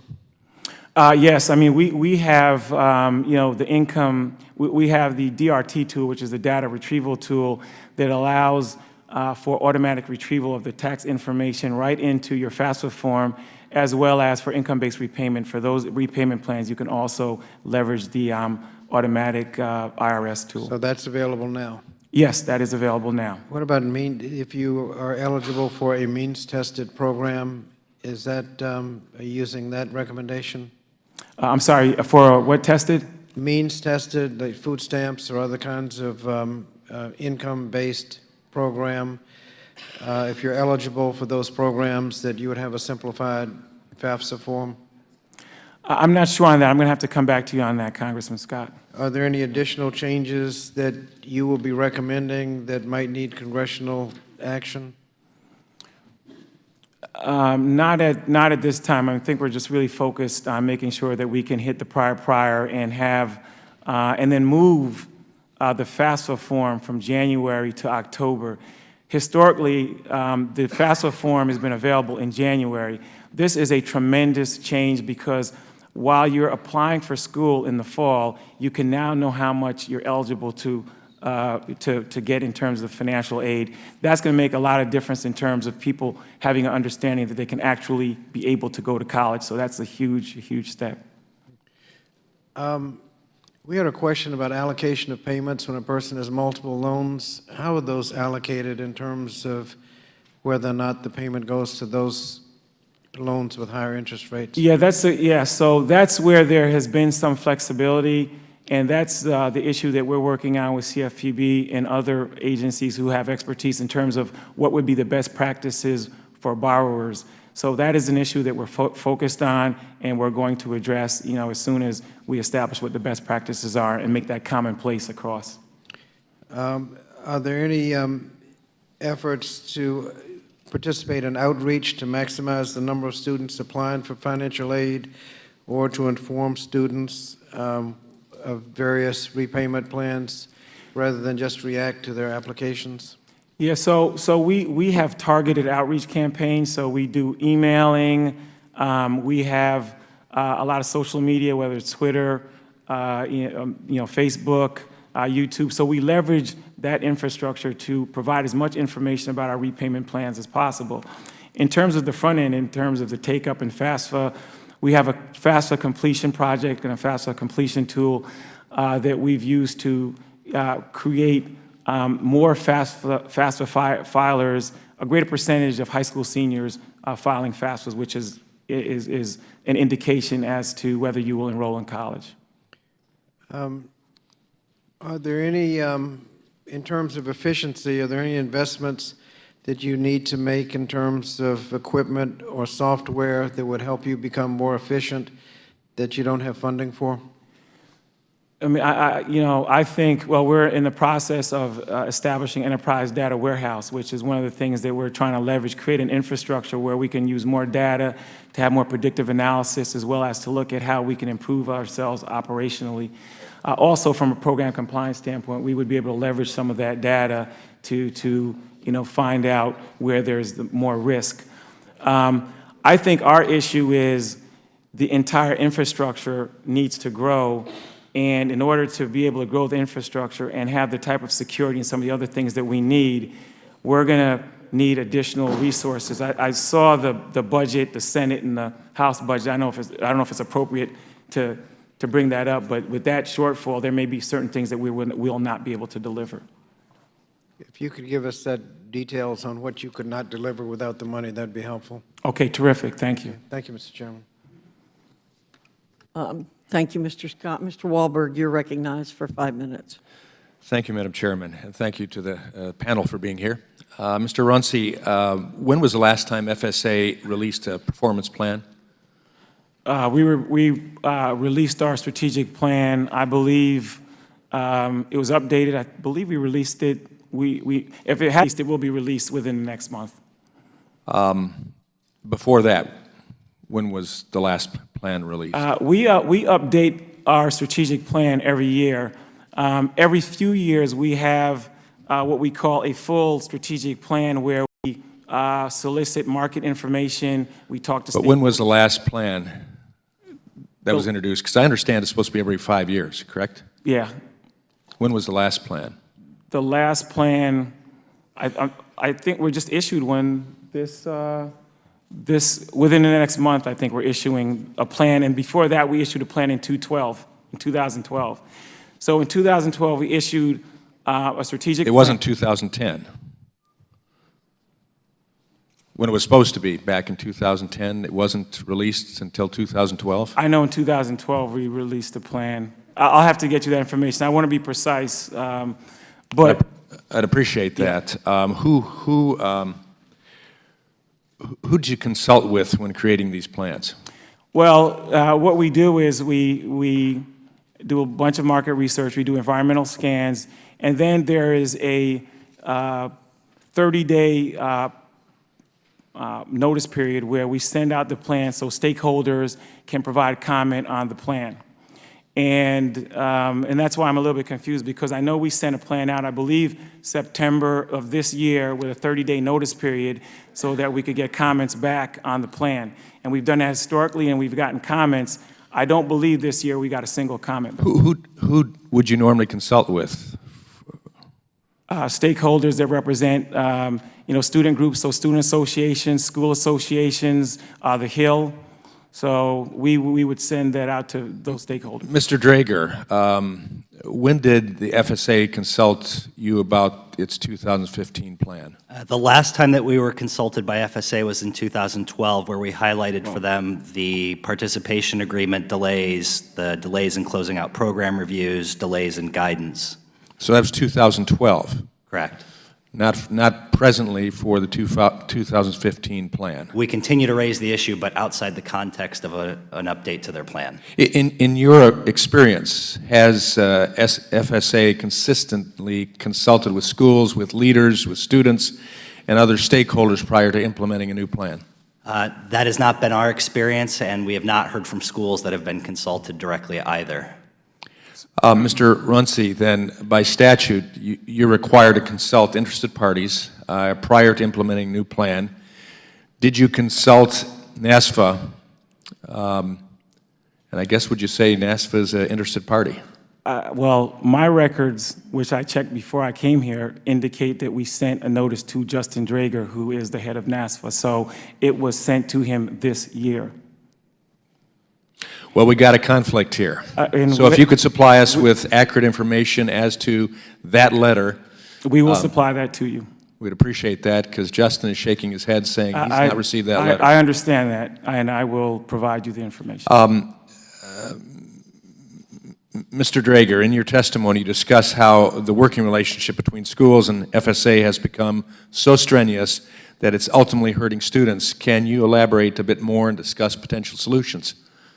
Yeah, I think one of the starkest examples has been the delays in the Department of Education in getting to schools all sorts of guidance, which we've highlighted in our GE reporting example. Closing out program reviews, we have an instance where a large public four-year school submitted all documents for a program review in October 2012. It wasn't until May 2015 that they were informed that their documents were being reviewed.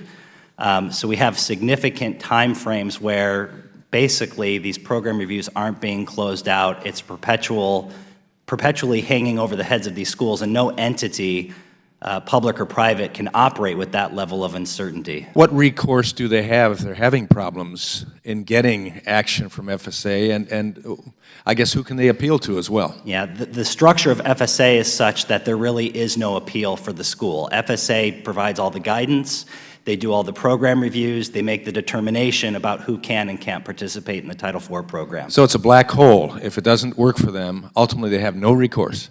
We're not familiar with any benchmarks that are published. There's no recourse beyond going back to the same entity that you've been trying to work with. My time has expired. Thank you for your testimony. So is it possible for me to address that with some statistics? I'm sorry, Oh, I'm sorry. but the time is up. Ms. Maloney. I first would like to give him the time to address this. Thank you. Thank you. I appreciate that. So there may be anecdotes, but what I have is a folder of facts. I have the statistics on the cycle time for all our program reviews, our recertification applications, and so I'll just give you an example of why that it's important to look at the facts. So let me put it this way. So there was a 72% decrease in our cycle time, the days to conduct a program review between 2011 and 2015. Last year, the program review, we did 291 program reviews, and the average processing time was 249 days. And as I mentioned, that was a significant reduction. If you look at the recertification applications, which are another point of contact with the schools, those are down significantly as well over the years. If you look at the approval applications, double-digit % reductions in the response time. So when you're looking at hundreds of actions, and if you look at the totality of it, there are about 2,000 interactions with the schools. All of those cycle times have been down significantly over the last 4 years. We can provide you with the information. So this anecdotal information about our performance is just not accurate. Thank you. First of all, I would like to be associated with the comments of Dr. Fox in support of our friend Ruben Generosa and express my gratitude for his leadership and friendship. We've had the opportunity to serve together on the Financial Services Committee, where he served with great distinction, as he did in the overall body for his district. We will miss you, and I'm sad you're leaving. I have a series of questions on the principles on student loan servicing. I understand others have expressed interest in it, and if I don't have the chance to finish, I'd like to place them in the record for a response later. Mr. Renzi, according to the Consumer Financial Protection Bureau, student loan debt is now at $1.2 trillion and is now second only to mortgage debt. It is now even higher than credit card debt, which is staggering. So this is really incredible to see this type of large consumer debt growing in our country.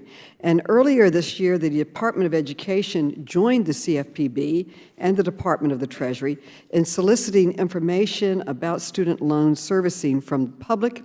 And one key complaint raised by numerous respondents was, and I quote, "Servicers of both private and federal student loans may not inform borrowers experiencing financial hardship about available alternative repayment plans," end quote. We need to address this and end this and make sure students know all their alternatives. And how does your office examine whether servicers are providing repayment information to borrowers that is complete accurate, timely, and also includes alternatives? Yeah, so, and we have to, and yeah, I agree with some of the findings that were mentioned today. We monitor calls, but we could do that more efficiently and have more consequences around the call monitoring that we do. As I mentioned before, in October of 2014, we changed the structure, so there's a tremendous incentive on the part of the servicers to make sure that they inform borrowers of all their repayment plans so that they could stay current on their obligations. That was, so we're still in the process of seeing the impact of that pricing change, but we're committed to making sure that we adjust that model to make sure that we have the proper incentives in place so that servicers will provide all the information they can about the repayment plans.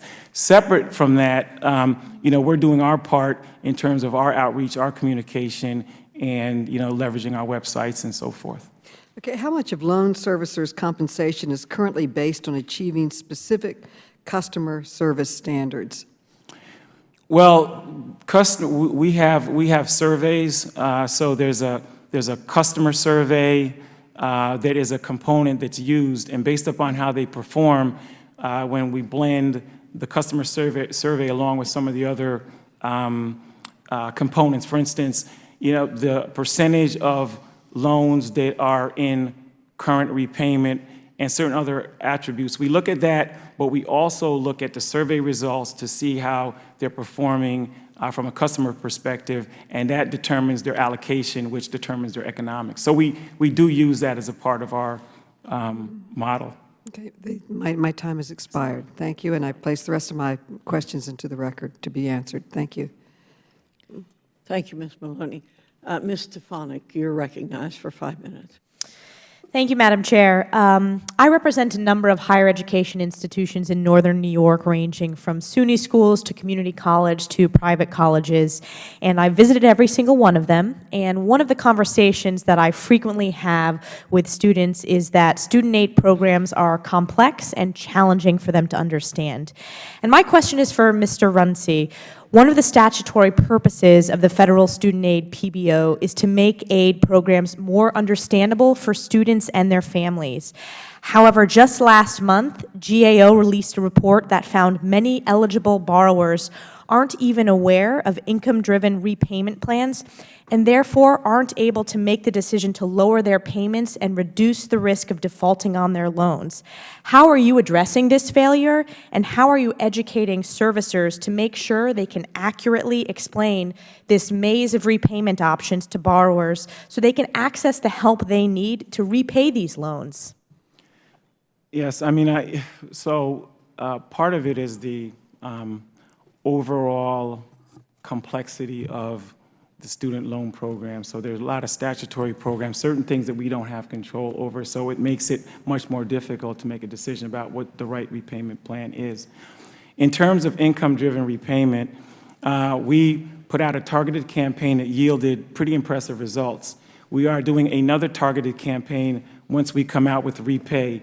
Repay is an income-driven program that's going to expand the available universe of people that can participate in income-based repayment by another 5 million. So on the heels of that, we're going to make sure that we send out a targeted email campaign. We've worked with other parties, as I mentioned before, Treasury in terms of the income tax process. We've worked with Intuit in the past. So we're going to leverage partners in our own infrastructure and the servicers as well, because as I mentioned before, we changed the pricing model there. So there are lots of things we have done and that we plan to do, but I think what's most important is that since we started taking these actions, you can see the significant increase in the adoption of income-based repayment. So while there may be some folks that aren't aware, our hope is as we continue to roll out our communications plan and our information, we will shrink the universe of people who aren't aware. But I think we're continuing to push on that, on that front, and we've made some tremendous, I think, progress. Well, I agree with you. Students have to be made aware of this, and this is a generational crisis that we are facing here with historic amount of student debt. And as a millennial myself, this is pushing off our next generation of leaders from buying their first home, from being able to save for the future. So I suggest we fix this program so that our young people are able to make good decisions and not default on their student loans. My next question is for Mr. Drager. In your testimony, you talked about the importance of accountability, and the lack of accountability, which is a key part of a PBO, tremendously erodes the goodwill between institutions and FSA, and you referenced reporting requirements. Besides the gainful employment reporting disaster that you referenced in your testimony, have there been other instances where unclear guidance or poor communication made it challenging for schools to do their jobs? There have been several examples where schools have tried to seek guidance from the Department of Education as deadlines loomed, whether it's with reporting requirements dealing with subsidized Stafford loan limitations, which went into effect in the last year. The interesting, I'm also dealing in facts. We have 20% of our schools have reported operational shortfalls. That's a real number, 20% representing 6.5 million students where they cannot do their jobs because of the operational shortfalls that I've cited in my testimony. The accountability thing, to me, is most acute when you look at this last annual report, where they acknowledge that they failed to achieve 2 out of 13 of their strategic objectives, dealing with customer service to schools, customer service to students. But then in the very next paragraph, they detailed those failures as successes. They said, quote, "Given the volume of new requirements over the past year, the small reduction in these scores on this metric is an indication of the success of FSA's outreach and support efforts. The problem with self-assessment is even when the department fails, they deem it a success." Thank you. I yield back. Thank you. Dr. Adams, you're recognized for 5 minutes. Thank you, Madam Chair, and I want to thank the leadership of both subcommittees for this hearing, and I want to thank the witnesses as well.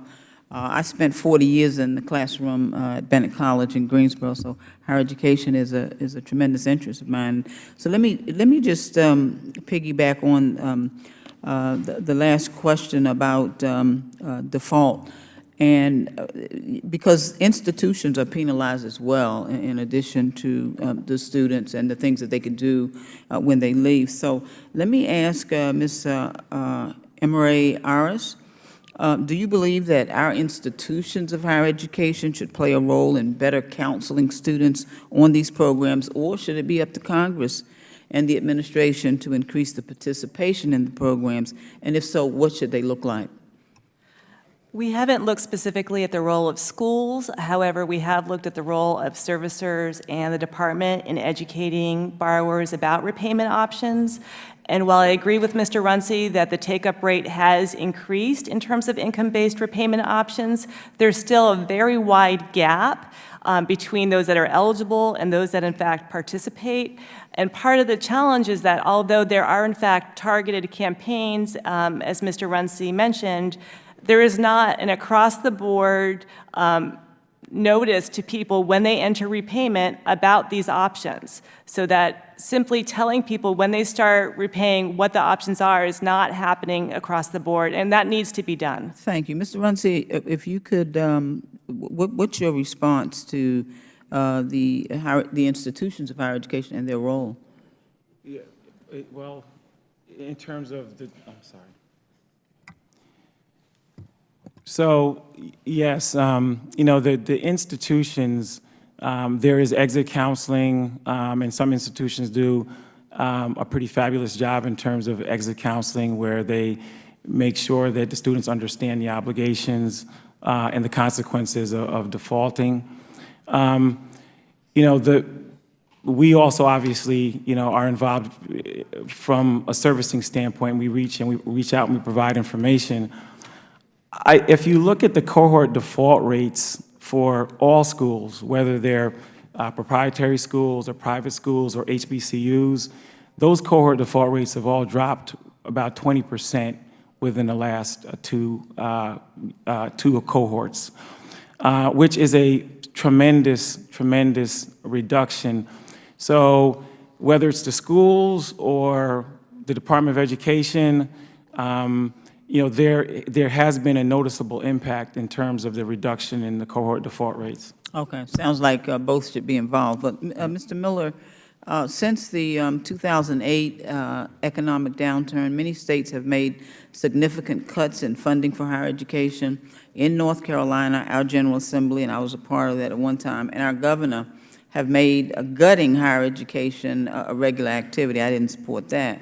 But in my hometown of Greensboro, the University of North Carolina at Greensboro has eliminated, for example, 390 class sections, or about 6% of its course offerings, to offset a $4 million budget cut. So can you speak to the effect of state disinvestment on increased college tuition costs and greater student loan debt, especially for low-income students? Essentially what we're seeing in this country now is a great cost shift, where it used to be that states viewed public higher education as a public good they should be subsidizing and making affordable for all students. That is increasingly not the case. Essentially what's happening is that institutions such as the one as you described, their cost of providing the education is not really growing, and they're probably keeping it level. Instead, all that's happening is the state is pulling money out and asking students to make up the difference themselves. And the effect of this essentially is you're making students borrow, and even worse, you're increasing the risk of trying college for low-income people. To get back to your question about default rates, essentially this is what we're seeing, that a lot of our defaults are coming from borrowers who try college for maybe a semester or two and they drop out. A study from the Association of Community College Trustees found that most borrowers in default from Iowa community colleges owed a little bit under $5,000. And so essentially what we've done is we've slashed state funding, raised tuition, made college almost like a lottery ticket for students, where if they graduate, they'll probably repay, and if they drop out, they will find themselves in dire financial straits. Oh, okay. Thank you very much. I'm about out of time, Madam Chair. You're back. Thank you. Mr. Carter, you're recognized for 5 minutes. Thank you, Madam Chair, and thank all of you for being here. Ms. Tyne, let me start with you, if I could. You're the Inspector General of the Department of Education. How many investigations do you conduct on FSA? We do a number of investigations related to the programs and operations of FSA, but as far as FSA employees, not that many. Okay, I'm more concerned about the operations than I am. I don't have the numbers, and I can get back to you on specifics, but it's a good part. We do annually about 250 to 300 investigations we have open. I imagine probably over half of those relate to FSA programs and operations. That's my guess, and I will be happy to give you specific numbers later. Okay, it's my understanding that there are 4 different areas that FSA is obligated to. Do you know if they're meeting their obligations in those 4 areas that are outlined in the statutes? Well, I mean, I think we have, as I've testified, concerns over, particularly over their management, their oversight of the various participants in their programs, and also in the management of their regular day-to-day activities. As far as the program participants, where we see our greatest risk of fraud, one of the areas we've highlighted in the last few years is our still growing problem of fraud rings. These are fake students who prey upon our distance education programs, and particularly in our low-cost community colleges, pretending to be students signing up for classes and getting disbursements of federal student aid. We did a report to FSA a few years ago with a number of recommendations that FSA do some system enhancements and other things to address this problem. FSA has taken some steps, but we're still seeing the problem grow. Okay, what can we do? What can we do in this committee? What can we do in Congress to help you with that? I think one of the areas that actually is within your all's responsibility, one of the issues that drives the costs are the cost of attendance. I think there's a statutory requirements related to that. We need to be looking at the difference. Is all the money that you need when you go to a brick and mortar school and you have to have room and board, the same that you need if you already have a job and a house and you're doing an online program from home? Do you need the same amount of money dispersed to you? Because if we can reduce the amount of money that goes out that is not needed, first of all, you reduce the debt, but you also reduce the effectiveness of the programs for fraudsters. Okay. Mr. Runcie, let me ask you, it appears that a lot of the problems that we see in the student loan industry is being laid at the blame is being laid on the servicers. But aren't you in charge of the servicers? I mean, don't you have direct responsibility for that? Certainly I have, and we have direct responsibility for that. But again, what we're talking about are a number of findings and their issues that we continue to address. And we've done, and I think throughout the course of the testimony, I've highlighted some things that we've done to address that. But it seems to me all I'm seeing here is finger pointing. And look, this is a serious problem. Now, unlike my colleague, I'm not a millennial, but I'm an employer, and I see students coming out. I'm a pharmacist, and I see pharmacy students coming out with $150,000, $200,000 in student debt. And I see them coming out, and they tell me, well, my goal is to have it paid off in 6 years. 6 years. And that's good if they can do that. But can you imagine? I mean, what are we doing? What are we doing to help with this situation? Well, Congressman Carter, I think the overall statutory environment, there are statutory limits, and some of those limits are high.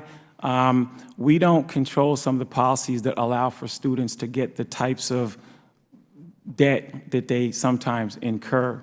What we've tried to do is, through GE, CDRs, and other accountability metrics, make sure that institutions don't prey upon students by loading them up with debt with no ability to get a job that could manage those debts. And I understand that, but I'm a little bit frustrated by the finger pointing here, I'll tell you. Ultimately, the responsibility lies with you guys, and you have to make sure that the servicers are doing their part. Absolutely.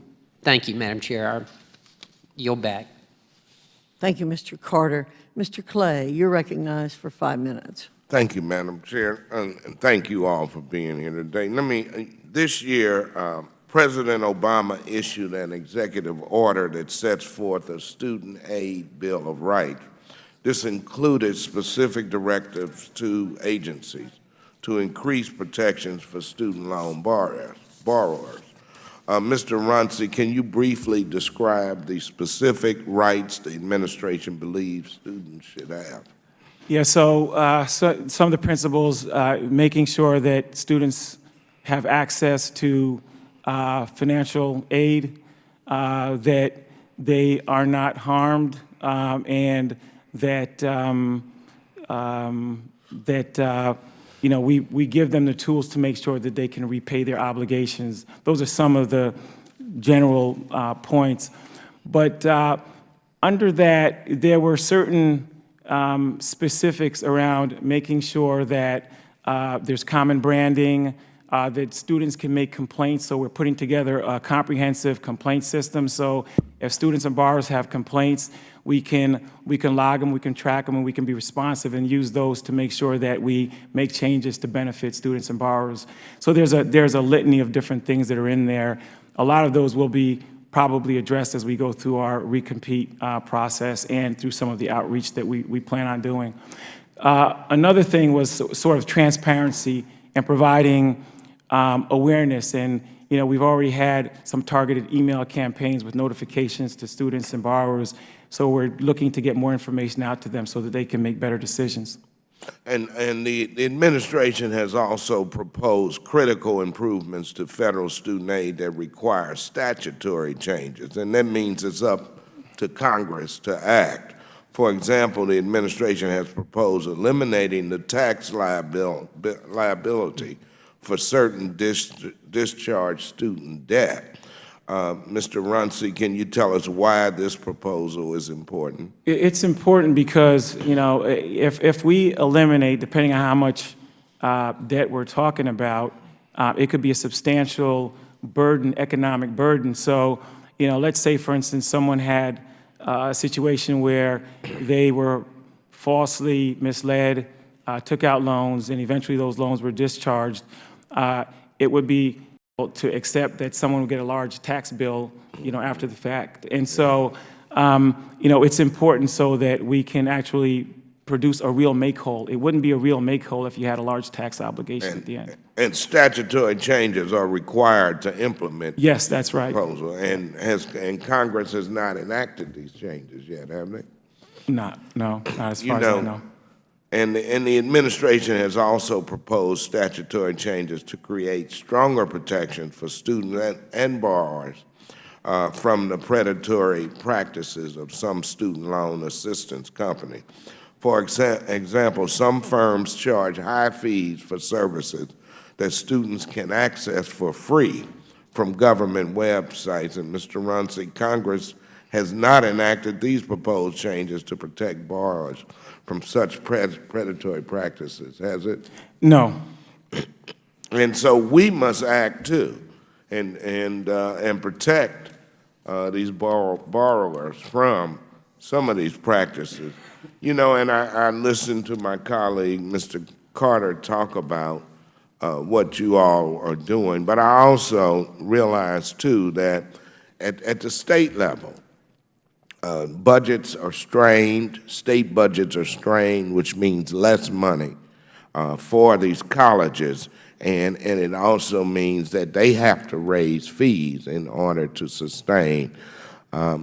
And does anyone on the panel have any opinions about the actual cost of going to school now, and what maybe we can do to kind of tamp that down? Mr. Miller? Yeah, I mean, absolutely. That's the biggest problem, is that by the time FSA gets to the borrower, they've already picked up the loan, and the underlying conditions have already occurred to put them in a bad spot. I mean, I think our biggest problem is right now the federal government is handing out a lot of dollars, and it's doing its part to help support higher education. It doesn't demand anything from states or institutions about what it does. And so it says it's okay to a state to say, we're going to slash all our money and charge a maximum Pell recipient, the lowest income person in college, thousands of dollars. There are single moms out there who might be walking away with $57,000 in loan debt because there's nothing from the federal government to ask that schools, institutions, and states do their part. And it's a problem. The federal government cannot unilaterally achieve affordability. And the ultimate impact is that it puts college out of reach for low and moderate income students. Correct. It puts it out of reach, and it also makes it much riskier for the people who try it and it doesn't work out. Thank you. I'll yield back, Madam Chair. Thank you very much. Mr. Curbelo, you're recognized for 5 minutes. Thank you, Madam Chairman, and I thank both the committee chairman and all the witnesses for this wonderful opportunity to discuss this important issue. I'll just say briefly before my questions that we must do more to make sure that young people have all of the information they need to make rational choices before taking out a loan, before making a decision on what their path in higher ed should be. I get calls and I have encounters all the time with young people who are frustrated by this system and who are, quite frankly, trapped in this system. Ms. Emery Arras, I want to ask you, your testimony mentions FSA has not clarified how services should apply overpayments and underpayments, servicers, overpayments and underpayments to student loan balances, and FSA is now working with CFPB to establish a consistent approach to disseminate to servicers. But last month, CFPB released a report saying servicers are not appropriately applying underpayments. Where do you see FSA's responsibility for ensuring payments are applied correctly? We believe that FSA needs to instruct servicers on how to officially apply underpayments and overpayments. They're operating in a vacuum right now. Some do it one way, some do it another way, and borrowers are treated differently. So we think the responsibility lies on FSA to come up with consistent guidance to have it be one single program. Mr. Runcie, would you like to respond to that? I agree with that, and what we want to do is, if we're going to make it uniform and create a standard, we want to make sure that we have the best practices and the best information, so we're working to make sure we get it right when we put it out there.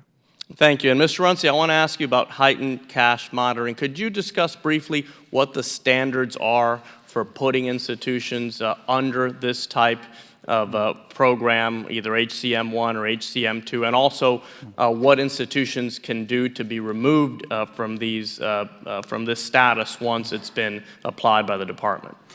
Yeah, it varies. They're put on for a number of reasons, but ultimately, there's an issue that needs to be resolved, or potentially, students and the federal taxpayer may need to be protected.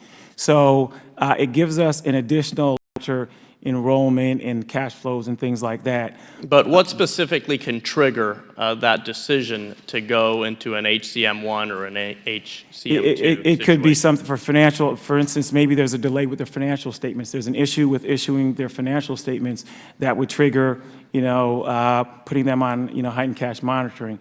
It could be something in a program review that comes out that we, about the way they deal with, return of Title IV. It could be a number of different things, and once it's triggered, there's a heightened cash monitoring. So it's probably fair to say that the department has fairly broad discretion in terms of when to apply heightened cash management.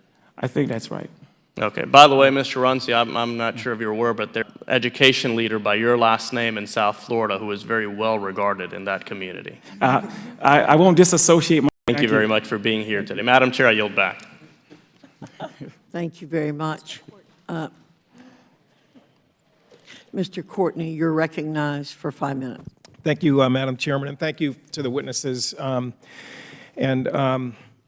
Drager, again, I always appreciate hearing your input. Your folks on the ground, are really right there at the front trenches, sort of dealing with this crisis of higher ed affordability, and the input, I think, is always really appreciated. I want to, again, just sort of underscore one point that you made, which is that the FSA actually did a very good job in terms of implementing the direct student loan program, and I don't think that, for those who maybe don't follow this stuff like a box score like some of us, I mean, that was a huge transformation of the student loan program where, again, we eliminated the loan origination wasteful spending that existed in the old system. And as Mr. Miller pointed out, the savings that was generated for that, we were able to plow back into Pell to the tune of about, I think it was $36 or $38 billion. And they actually did a pretty good job in terms of making that work. And, I would just note that that didn't happen, though, just because of FSA. It's because Congress acted. We passed the Student Aid and Fiscal Responsibility Act as part of the budget reconciliation process with the Affordable Care Act. But we have to be a partner in terms of trying to help solve this problem. The overhang of $1 trillion of student loan debt, which is being carried by college graduates right now, is something that Congress can actually do something. When you look at the interest rates, these legacy loans that were written 10 years ago, 15 years ago in terms of the private student loans, and compare them to what's out there for consumer credit in terms of 30-year mortgages or credit cards, I mean, it's outrageous that people are still repaying loans at 6, 7, 8, sometimes 9 and 10%. In the low-interest environment that we're in today. I just checked for SNCs this morning. The Treasury yield rate is 2.16%. So the government is only charging or paying 2.16% to borrow, but it's still receiving student government loans, public loans, at a far higher interest rate. We have a bill, H.R. 1484, the Bank on Students Emergency Student Loan Act, which would allow people to refinance down their high interest rate loans to 3.8%. We have 181 co-sponsors in the House, and yet the majority just refuses to move forward on this measure. And yes, there will be a loss of revenue to the government in terms of allowing people to pay a lower rate of interest than what they're paying right now. But I would argue that the purpose of the Stafford Student Loan Program was not to generate revenue to the federal government. And frankly, that's what the powers that be in the House are clinging to, and that's why this bill so far, in any case, has not moved forward. But it is, CBO has told us that it will save conservatively about $50 to $60 billion in repayment costs to people who are carrying these high-interest loans. And the Pew Research Institute showed us the damage that that's doing to America's society. People are delaying getting married, they're delaying having kids, they're delaying buying houses because they're carrying these high-interest rate loans, which again, in every other sector of the economy, people can write down those kinds of rates. We do it with home mortgages, we do it with even credit cards, and yet people are trapped in student loans. And Congress, frankly, has the key to open the door to fix that. So, in any case, I'm going to get off my soapbox here a little bit because, again, I appreciate those comments on the direct student loan program. On gainful employment, I just want to make sure I understood. You seem to suggest that after that back and forth, which sounded pretty rough, that you sort of have found some equilibrium in terms of the reporting requirements? Schools were finally given a tool 10 weeks after the reporting deadline that allowed them to see whether there were any additional conflicting data. So after some of the back and forth with the department, threats of administrative capability, schools were eventually given the tool to figure out whether they were in compliance. Well, I'm glad to hear that. And again, I feel your pain because I know that was probably pretty onerous. But again, I would just sort of say from this side of the witness table, when we're talking about Title IV, which is I think 128 billion was the number that was tossed out there every year. I mean, frankly, I think the taxpayers should know that it is being used in a productive manner. And the gainful employment rules, in my opinion, are just frankly responsible governance in terms of saying that people who get benefit from this, which are some of these higher ed institutions that are in the headlines today, they shouldn't be part of the program. And the only way we're going to learn that is by having measurements, accountability, which the gainful employment program was designed to do. So I thank your members for their persistence in terms of working that issue through. And with that, I yield back, Madam Chairman.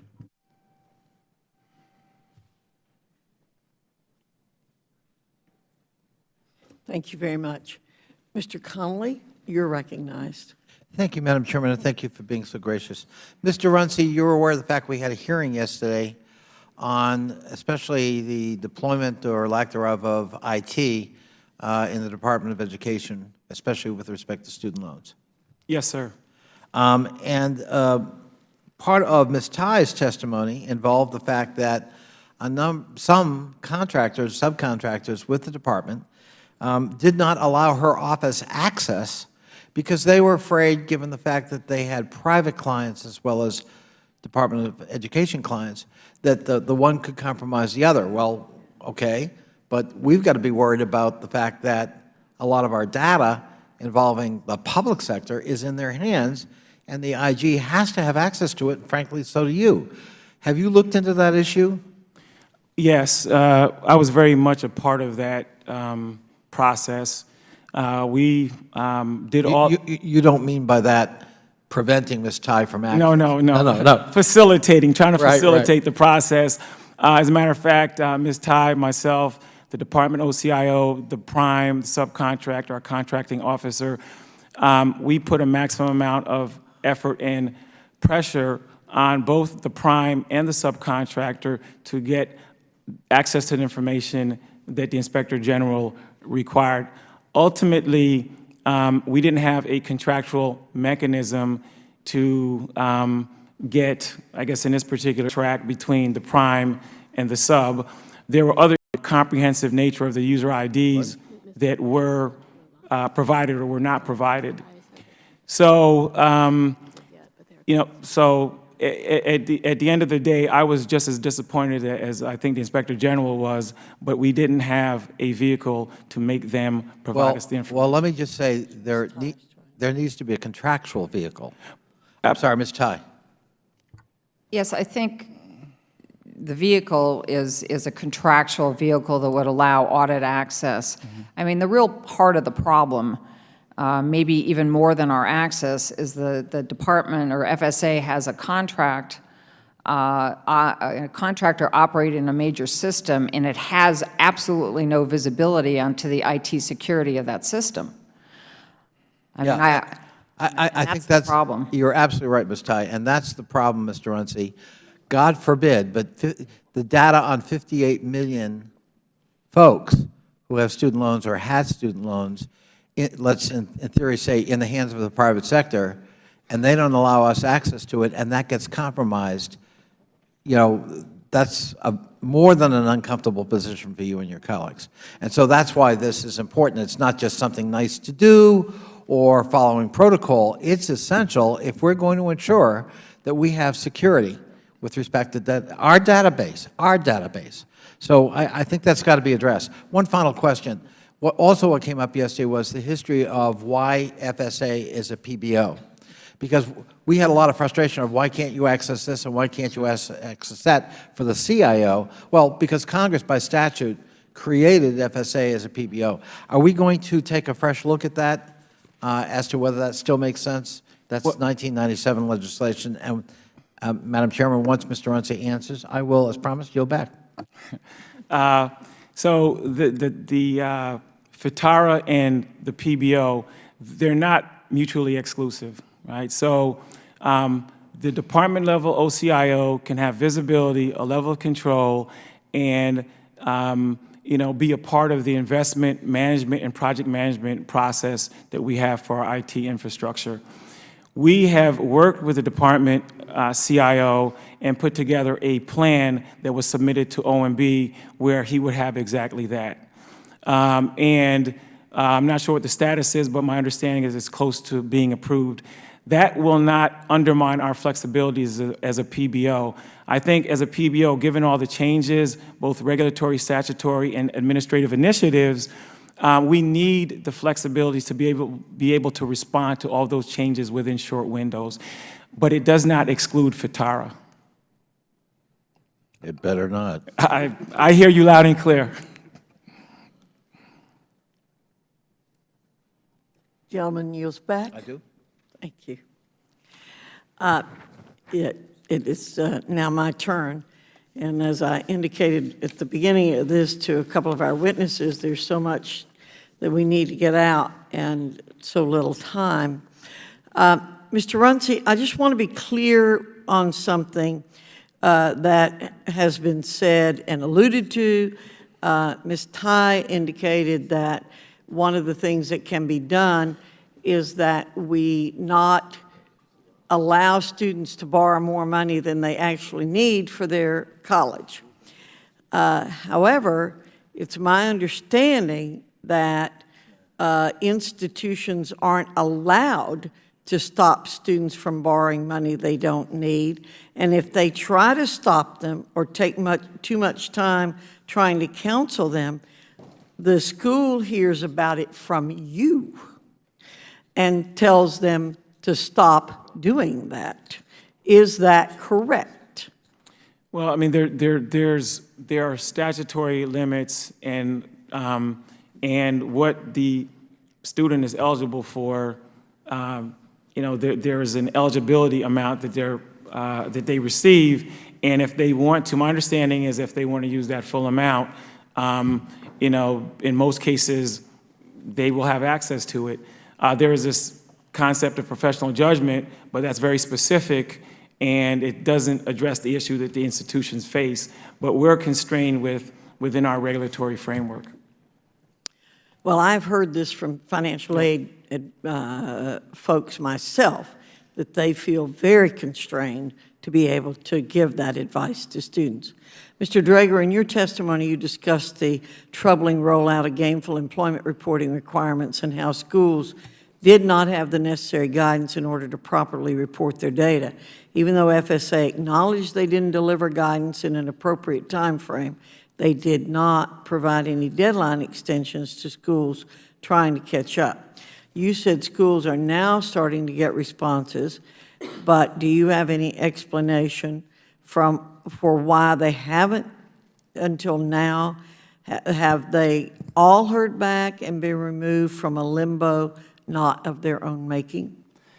It's after letters have gone out to these schools accusing them of noncompliance, even though it looked to be just data. Widespread communication has gone back from FSA to schools, letting them know that everything is in the clear. I understand that as of last night, some communications were going back out to these schools saying that they had satisfied the data conflict requirements. You think the fact that we were having this hearing today might have had anything to do with the fact that they got an answer last night at 7 p.m.? I think it makes a strong case that accountability is needed outside of FSA's own self-assessments.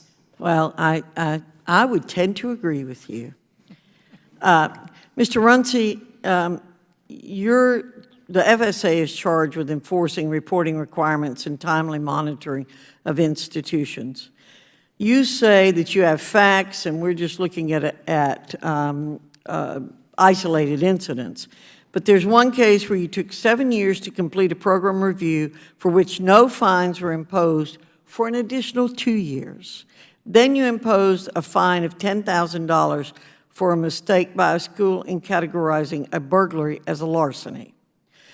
Based on these examples alone, it's clear to me that it's unacceptable for an organization that has such vast responsibility to make such arbitrary decisions. I have some questions I'm going to submit to you because we have so little time today, and I will be expecting a very prompt response from you. But I think that based on the 35 outstanding recommendations from the IG, multiple findings of deficiencies by GAO, combined with the egregious insufficiencies we've heard today, I'm extremely concerned about FSA's ability to serve students, borrowers, and taxpayers well. And you have been given the high honor, in my opinion, of being a performance-based organization, and you have not lived up to that right that has been given to you. And I would suggest to you that if you come to us and say you need more money to grow your infrastructure, that before you ask for more money, you'd better show this Congress that you have made some progress in straightening out your operation. Because we expect students, you also said there have been no negative impact to students and families, and comment after comment after comment in this room and in reports have shown negative impact. You get my ire up and the ire of a lot of members when you start messing with our constituents. Thank you. I yield.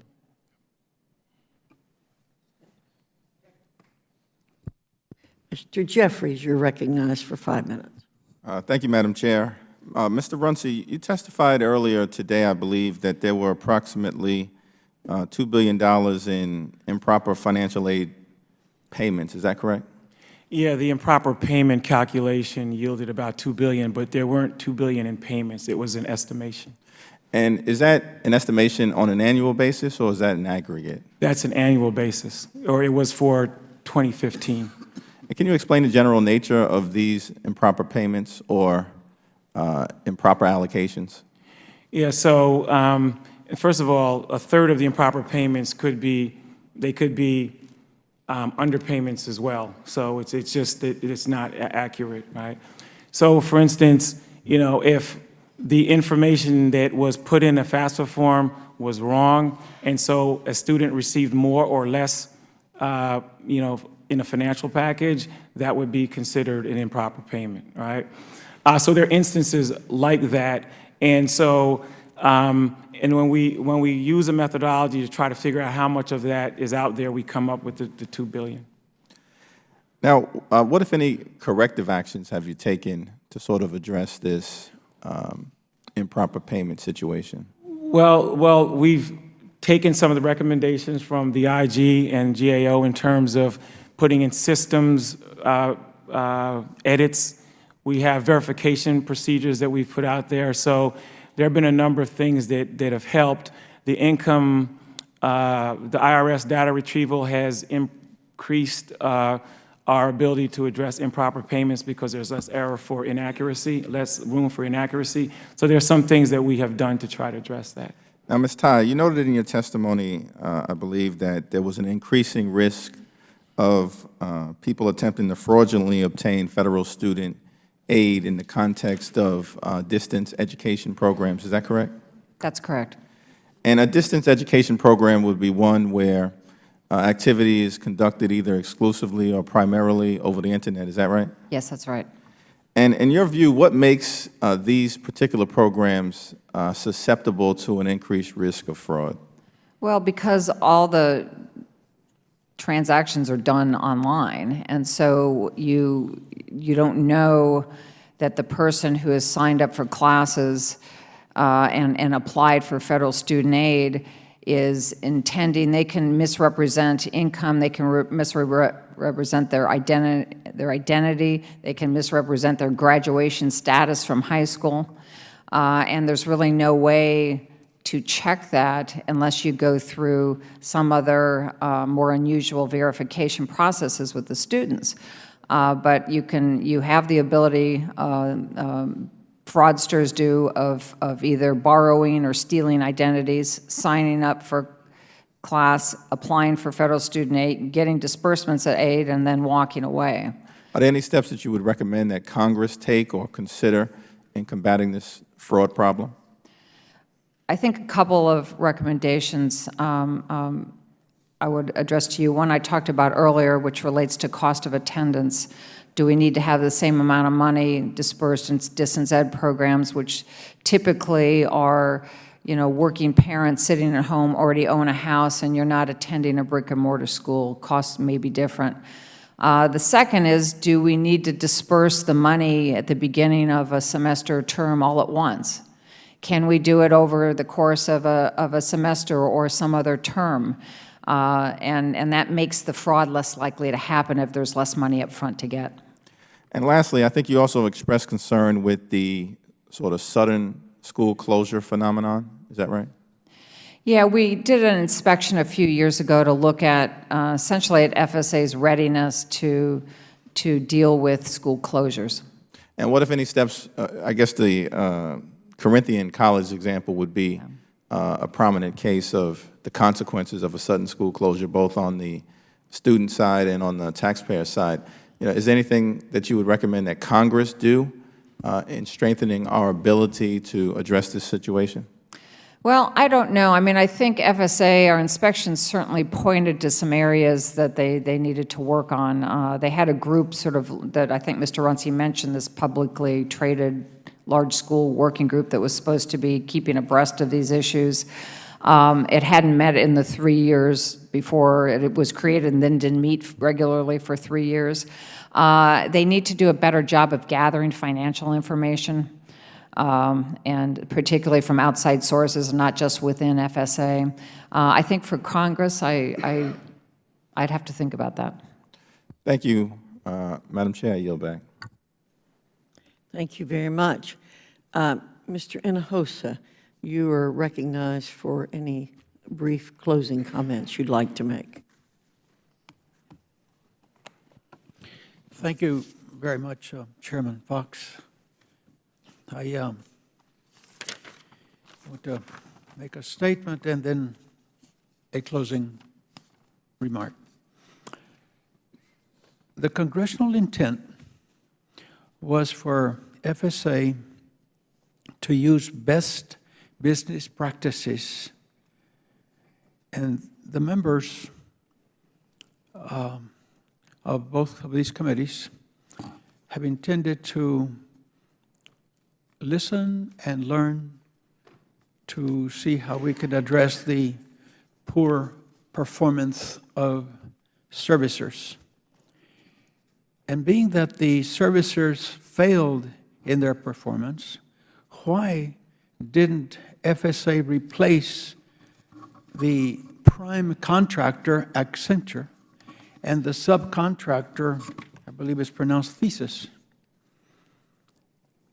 I am going to respectfully request, that Mr. Rumsey and Mrs. Tai give members of these two committees in writing within 30 days why the servicers' contracts were not canceled and new servicers given the federal contract, just like we do in business. I was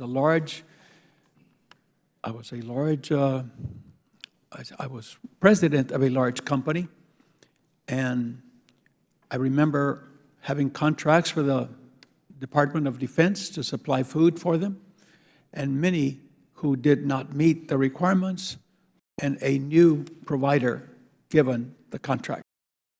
It seems to me that something as big as what we're talking about here with $1 trillion in debt and the amounts that were taken by the savings of getting rid of the middleman that were the lenders of student college loans and replaced by the federal government, where I, as chairman, was told that over a 10-year period, we'd save $96 billion, and with that, we took apart and put it into Pell Grants.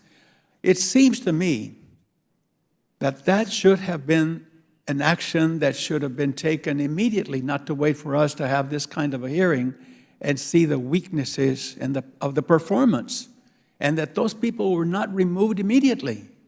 So in closing, let me say that I want to thank our distinguished panel for being here this morning. Today, we've heard those concerns, but we must not forget that it plays a vitally important role in expanding college access and affordability. Moving forward, I'm confident that FSA will continue to strengthen its management systems and performance in order to best serve our student borrowers. And with that, I yield back, Madam Chair. Thank you very much. Mr. Meadows, I'd like to recognize you for closing comments. Thank you, Madam Chair, and thank you for your leadership on a number of areas that relate to higher education. It's certainly not only this hearing, but it's been recognized time and time again, your commitment to students, and as you so accurately put it, our constituents. So I thank you for your leadership.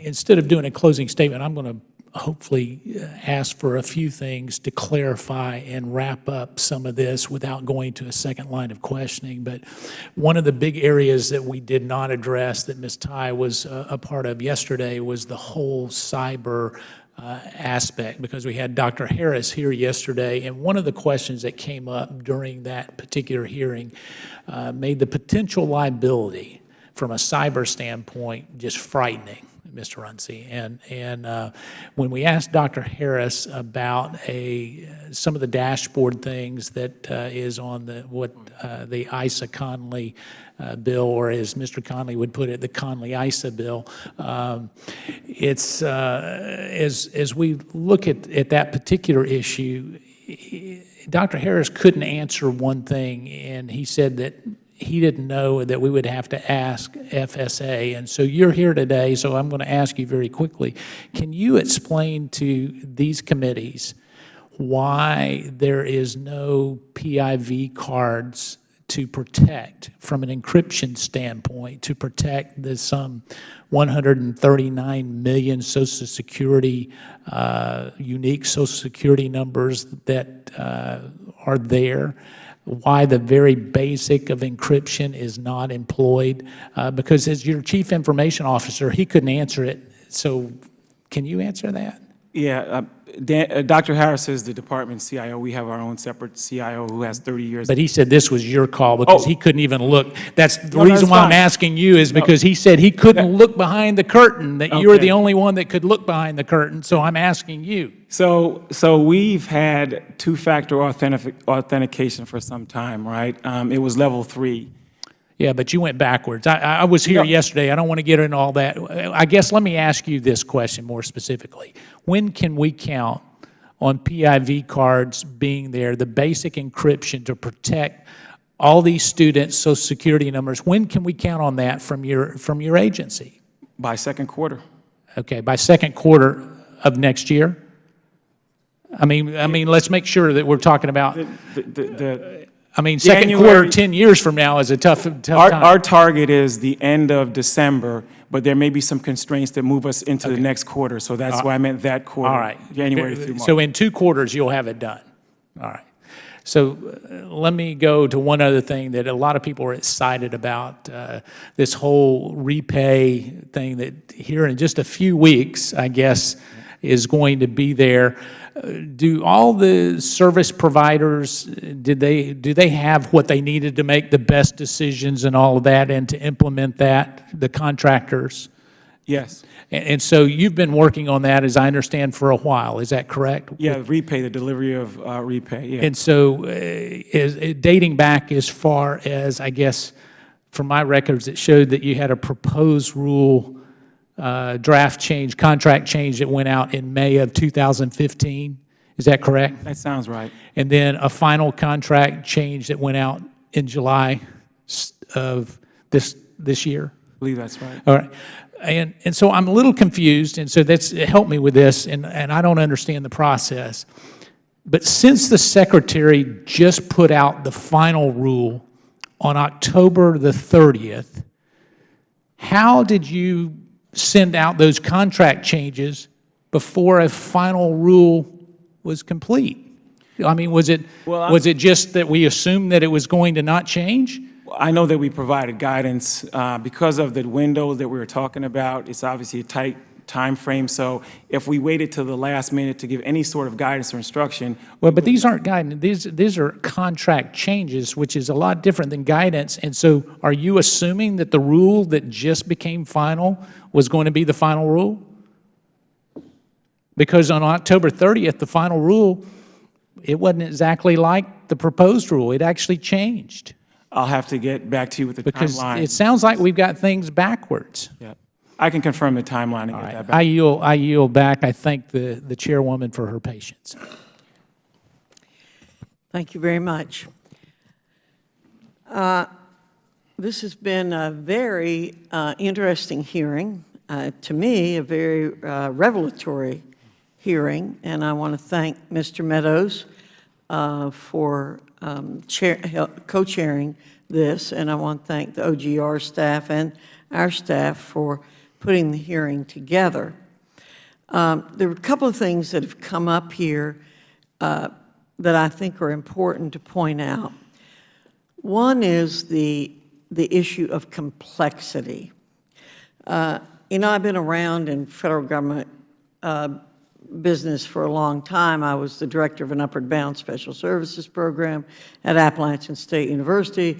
We dealt with financial aid and very concerned again about what our students were getting in financial aid. When we talk today about FSA's management of our broken financial aid system, I think it's important to remember that in 1990, there was only one forbearance option and 2 repayment plans. In 2015, we have 13 forbearance options, 15 repayment plans, and 8 all-new forgiveness programs. It's clear, and Mr. Runcie, this is one area you and I agree on. You mentioned you have tremendous complexity to deal with. It's clear we've allowed this system to become far too complex to serve students well. I believe it is the life of bureaucrats to make things complex. I think this administration has made things way too complex. And I think it's going to be up to us to look for ways to make the system less complex, because it is clear FSA cannot administer this program. And if you cannot administer the program, your servicers cannot administer. And I agree with Mr. Carter. It appears that there's a lot of blame being foisted upon the servicers. That's not where the problem is, Mr. Runcie. The problem is with the leadership of the FSA. If you gave clear guidelines to the servicers, if you did things in a timely fashion, we would not have this problem.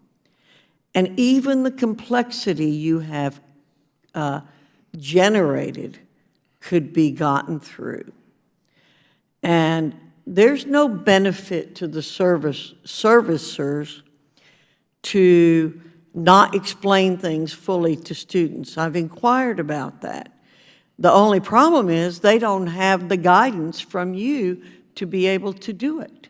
And it's so complex, even financial aid administrators don't understand it. That's not the way it should be. It's not the way it should be. Again, you are harming the people you are supposed to be helping. And that has to stop.